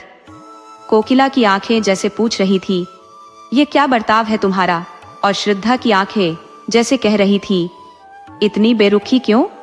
भगत राम ने धीमे और भारी आवाज में कहा, आप लोगों को आज काफी देर तक मेरा इंतजार करना पड़ा, लेकिन मैं मजबूर था। अम्मा और दादा घर पर आए हुए थे, उन्हीं से बातचीत हो रही थी। कोकिला ने तीखे लहजे में पूछा, घर पर सब ठीक ठाक है ना? भगत राम ने सिर झुकाकर जवाब दिया, जी हाँ, सब ठीक है। मेरे विवाह की बात चल रही थी। पुराने ख्याल के लोग हैं, किसी भी तरह मानने को तैयार नहीं। ये सुनते ही कोकिला का चेहरा तमतमा उठा। वह बोली, हाँ क्यों मानेंगे, हम लोग उनके सामने छोटे और निकृष्ट जो ठहरे, लेकिन जब तुम उनकी मर्जी के गुलाम थे तो तुम्हें उनसे पूछकर ही यहाँ आना चाहिए था। इस तरह हमें अपमानित करके तुम्हें क्या हासिल हुआ? अगर मुझे पहले से पता होता कि तुम अपने माँ बाप के इतने अधीन हो तो ये नौबत ही क्यों आती। श्रद्धा ने देखा कि भगत राम की आंखों से आंसू टपक रहे हैं। वह शांत और नरम आवाज में बोली, अम्मा जी, माँ बाप की इच्छा का सम्मान करना कोई गुनाह नहीं है। अगर मैं आपकी बात अनसुनी कर दूं तो क्या आपको तकलीफ नहीं होगी? यही बात उनके लिए भी तो लागू होती है। ये कहकर श्रद्धा अपने कमरे की ओर बढ़ी और इशारे से भगत राम को भी बुलाया। कमरे में पहुंचने के बाद दोनों कुछ मिनट तक चुपचाप जमीन की ओर देखते रहे। उस खामोशी को तोड़ने की हिम्मत किसी में नहीं थी। अंततः भगत राम ने साहस का परिचय देते हुए कहा, श्रद्धा, मेरे दिल के अंदर इस वक्त एक जबरदस्त संग्राम छिड़ा हुआ है। मैं अपनी हालत को शब्दों में बयान नहीं कर सकता। ऐसा लगता है कि जहर खाकर सब कुछ खत्म कर दूं। तुम्हारे बिना जिंदगी जीना नामुमकिन है, सिर्फ तड़प सकता हूँ। मैंने न जाने कितनी मिन्नतें की, उनके सामने कितना रोया और गिड़गिड़ाया, मगर वे अपनी जिद पर डटे रहे। बार बार यही कहते हैं कि अगर ये शादी होगी तो वे अपनी जान दे देंगे।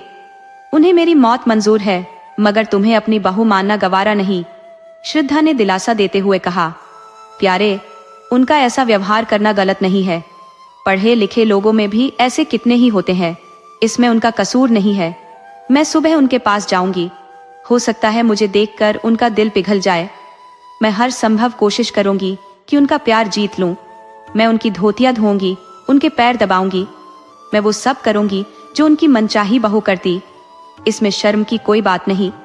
उनके तलवे सहलाऊंगी, भजन गाकर सुनाऊंगी। मुझे बहुत से लोकगीत आते हैं। मैं अम्मान जी के सफेद बाल चुनूंगी। मुझे दया नहीं चाहिए, मैं तो प्रेम की सेवा करना चाहती हूँ। तुम्हारे लिए मैं सब कुछ करूंगी, सब कुछ। भगत राम को ऐसा महसूस हुआ जैसे उसकी आंखों की रोशनी बढ़ गई हो या उसके शरीर में कोई नई ऊर्जा भर गई हो। उसके दिल का सारा प्यार, यकीन और श्रद्धा बहकर श्रद्धा के कदमों की ओर जा रहा था। मानो किसी घर से छोटे छोटे लाल गालों वाले, रेशमी कपड़ों में लिपटे, घुंघराले बालों वाले बच्चे हंसते हुए बाहर खेलने जा रहे हों। चौधरी और चौधराइन को शहर आए 2 हफ्ते हो चुके थे। वे हर दिन जाने की तैयारी करते मगर रुक जाते। श्रद्धा उन्हें जाने ही नहीं देती। नहाकर उठते, श्रद्धा उनकी धोती छांटने लगती। उनकी सेवा और मेहनत देखकर दोनों हैरान रह जाते। ऐसी सुंदर मीठी बोली वाली, हंसमुख और चतुर औरत उन्होंने कभी नहीं देखी थी, यहाँ तक कि इंस्पेक्टर साहब के घर में भी नहीं। चौधरी को वह देवी जैसी लगती और चौधराइन को लक्ष्मी। श्रद्धा की सेवा, लगन और प्यार ने उन्हें चमत्कृत कर दिया था। फिर भी समाज और बिरादरी की बदनामी का डर उनके मुंह पर ताले लगाए हुए था।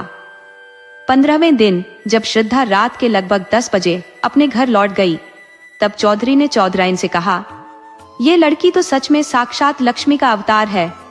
चौधराइन ने जवाब दिया, जब मेरी धोती छाटने लगती है तो मैं शर्म से पानी पानी हो जाती हूँ। हमारे जैसे लोगों के लिए तो इसकी लौंडी भी बेशकीमती होगी। चौधरी बोले, तो फिर बताओ क्या राय है? हमारी बिरादरी में तो इतनी सुघड़ लड़की ढूंढना मुश्किल है। चौधराइन ने सहमति में सिर हिलाते हुए कहा, राम का नाम लेकर ब्याह कर लो। ज्यादा से ज्यादा रोटी पानी का इंतजाम करना पड़ेगा। कौन सब महल खड़ा करना है। पहले मुझे शक था कि पतुरिया की बेटी कैसी निकलेगी, पर अब तो हर संदेह दूर हो चुका है। चौधरी बोले, जब बात करती है तो ऐसा लगता है जैसे मुंह से फूल झर रहे हों। चौधराइन ने जोड़ा, मैं तो उसकी माँ की तारीफ करती हूँ जिसकी कोख से ऐसी देवी ने जन्म लिया। चौधरी ने उत्साह से कहा, कल चलकर कोकिला से मिल लेते हैं और सारी बात तय कराते हैं। चौधराइन ने झिझकते हुए कहा, मुझे उसके घर जाते हुए शर्म आती है। वह तो रानी की तरह बैठी होगी और मैं उसकी नौकरानी जैसी लगूंगी। चौधरी हंसकर बोले, तो पाउडर मंगवाकर मुंह पर मल लो, गोरी हो जाओगी। इंस्पेक्टर साहब की मेम साहब भी तो रोज पाउडर लगाती थी। उनका रंग भी तो सांवला था, लेकिन पाउडर लगाते ही चेहरा चमक उठता था। चौधराइन झुंझलाकर बोली, अगर मजाक करोगे तो गाली खाओगे। काली चमड़ी पर पाउडर भी क्या असर करेगा, और तुम तो सच में उसके घर के चौकीदार जैसे लगोगे। चौधरी मुस्कुराते हुए बोले, तो कल सुबह चल पड़ते हैं। अगर कहीं श्रद्धा आ गई तो पीछा नहीं छोड़ेगी। बच्चे से कह देंगे कि पंडित से शुभ मुहूर्त निकलवा ले, वैसे उन्हें तो खुद जल्दी होगी। चौधराइन भी पुराने दिनों की याद में मुस्कुरा दी। चौधरी और चौधराइन की सहमति मिलते ही कोकिला ने विवाह की तैयारियां शुरू कर दी। कपड़े सिलवाए जाने लगे, बर्तन की दुकानों पर मोल भाव किया जाने लगा और गहनों के लिए सुनार को ऑर्डर दिया गया। लेकिन न जाने क्यों भगत राम के चेहरे पर खुशी का नामो निशान नहीं था। वह रोज की तरह श्रद्धा के पास जाता, पर चुपचाप बैठा रहता। उसकी आंखें शून्य में खोई रहती, मानो किसी गहरे सोच में डूबा हो।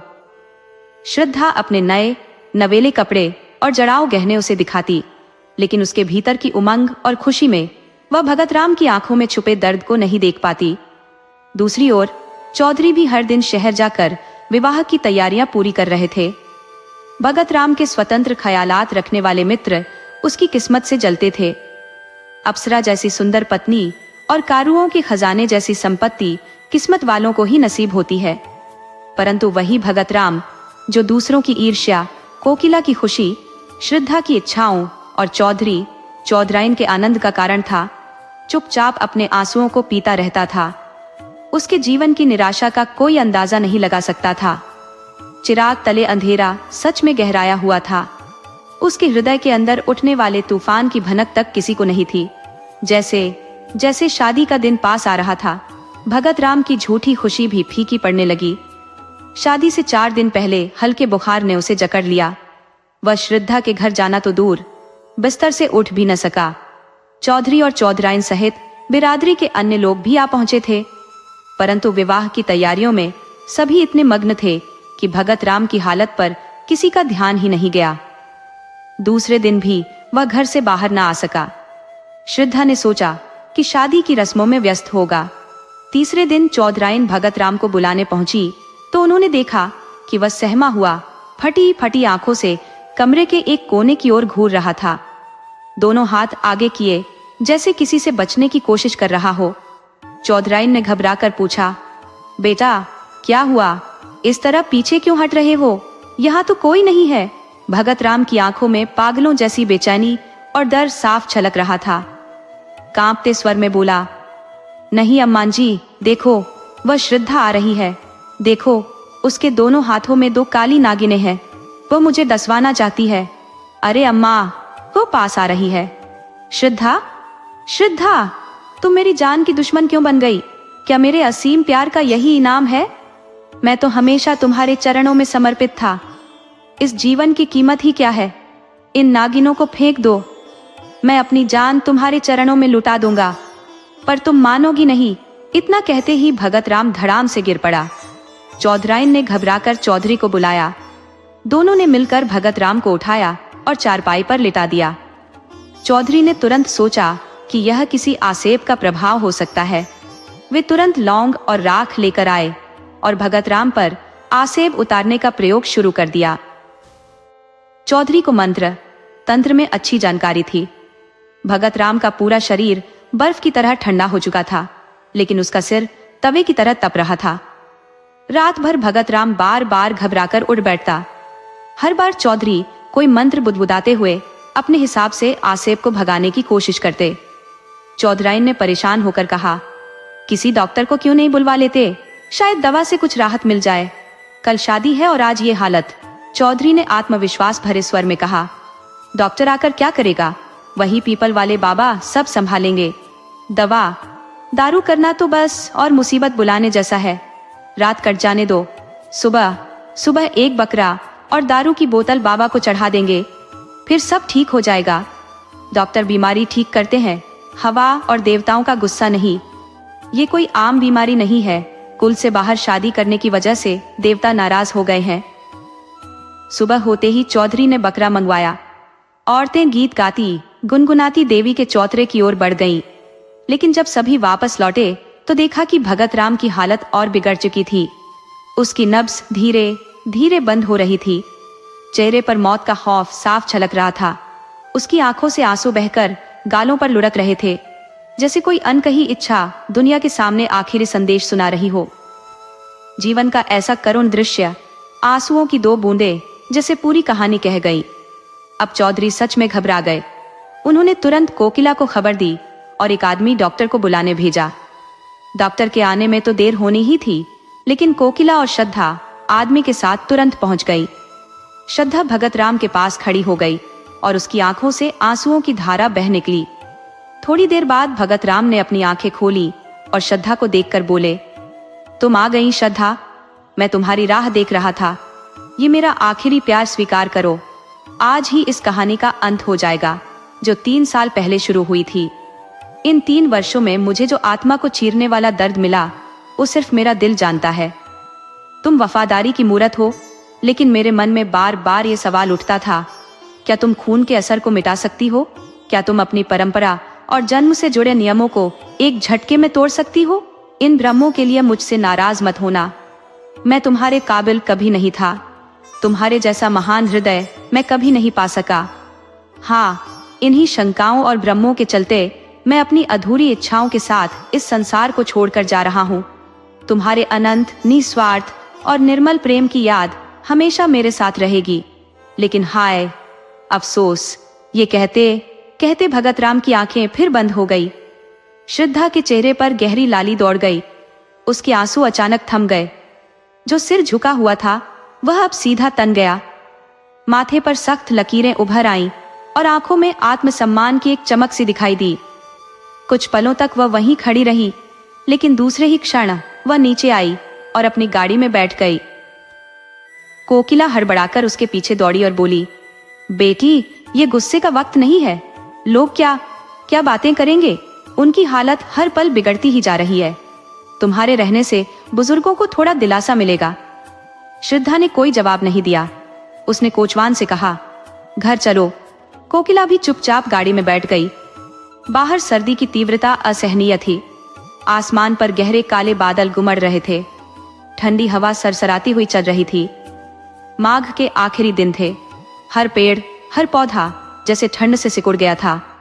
सुबह के 8 बज चुके थे, पर लोग अभी भी रजाइयों में दुबके पड़े थे। लेकिन श्रद्धा का शरीर पसीने से लथपथ था।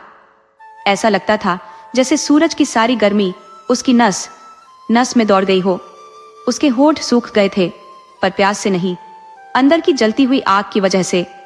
उसका पूरा शरीर इस भीषण अग्नि की तपिश से झुलसा जा रहा था। उसकी हर सांस जैसे जलते हुए चूल्हे की लपट बनकर बाहर आ रही थी।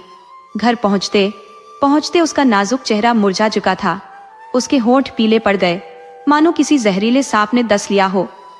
कोकिला बार बार आंसू भरी आंखों से उसे देख रही थी, लेकिन कुछ कह नहीं पा रही थी। न ही कोई ऐसी बात थी जो कहकर वह उसे समझा सके।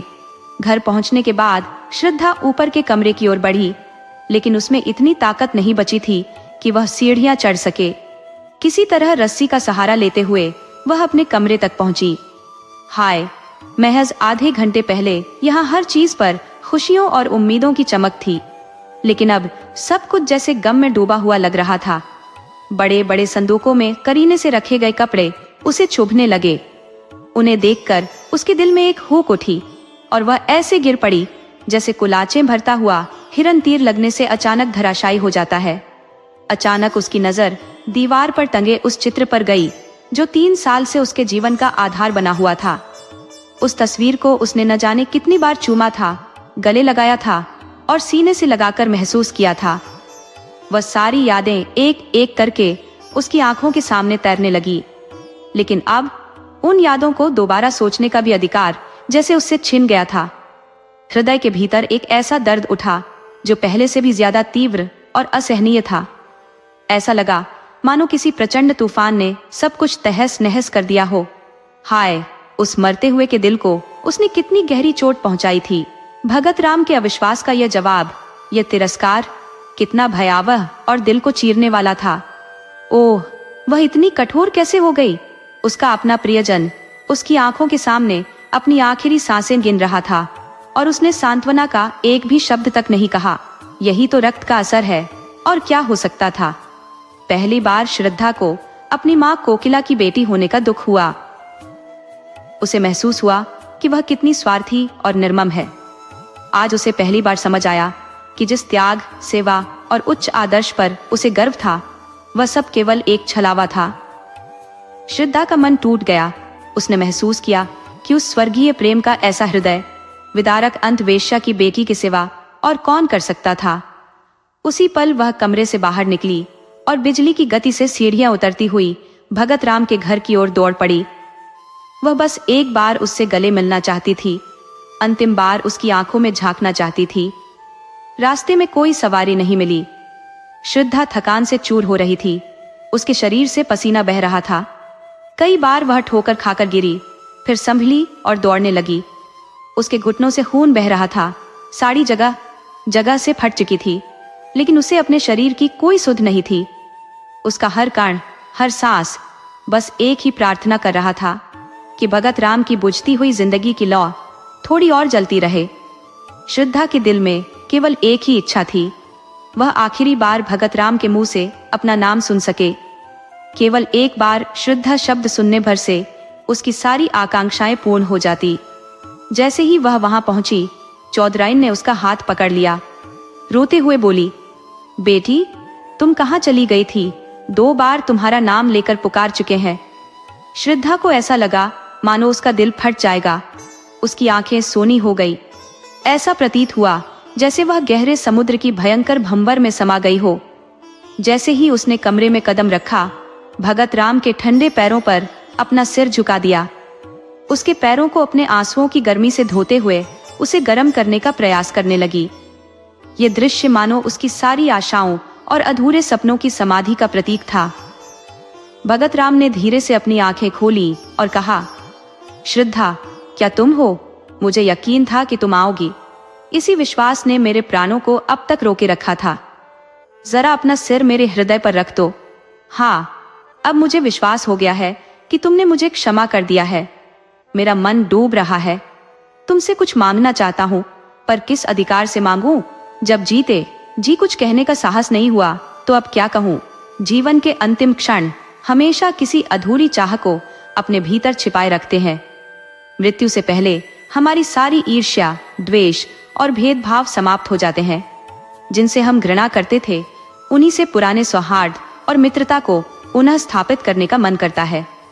वह सब जो हम कर सकते थे और नहीं कर पाए, वही अधूरी साध बनकर रह जाती है।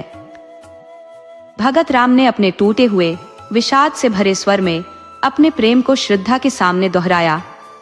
उस स्वर्गीय अनुभूति को पाकर वह प्रसन्न हो सकता था, उसे जी भर जी सकता था। पर अफसोस, आज वह जा रहा है अधूरी इच्छाओं की स्मृतियों के साथ। हाय री, दुर्भाग्यपूर्ण साध। श्रद्धा भगत राम के सीने पर झुकी हुई अश्रुओं से तरबतर हो रो रही थी। भगत राम ने हल्के से सिर उठाया और उसके आंसुओं से भीगे मुरझाए गालों को चूम लिया। यह मरती हुई साध की अंतिम हंसी थी। अवरोधित कंठ से भगत राम ने कहा, यह हमारा और तुम्हारा विवाह है श्रद्धा, ये मेरी अंतिम भेंट है। ये कहते ही उनकी आंखें सदा के लिए बंद हो गई। साध भी उनके साथ ही समाप्त हो गई। श्रद्धा की आंखें रो रो कर लाल हो चुकी थी। उसे ऐसा लगा जैसे भगत राम उसके सामने प्रेम से आलिंगन का संकेत करते हुए मुस्कुरा रहे हों। वह अपनी स्थिति, समय और स्थान सब भूल चुकी थी। जैसे घायल सिपाही विजय का समाचार सुनते ही अपने घाव और दर्द को भूल जाता है, वैसे ही क्षण भर के लिए श्रद्धा भी मौत की भयावहता को अनदेखा कर बैठी। उसने अपने चुम्बन का प्रत्युत्तर देते हुए कहा, प्यारे, मैं तुम्हारी हूं और सदा तुम्हारी ही रहूंगी। अगर आपको हमारी कहानियां पसंद आए तो कृपया चैनल को सब्सक्राइब करें, वीडियो को लाइक करें और अपने विचार नीचे कमेंट में जरूर बताएं। आपके सपोर्ट से हमें और भी बेहतर कहानियां लाने की प्रेरणा मिलती है। धन्यवाद।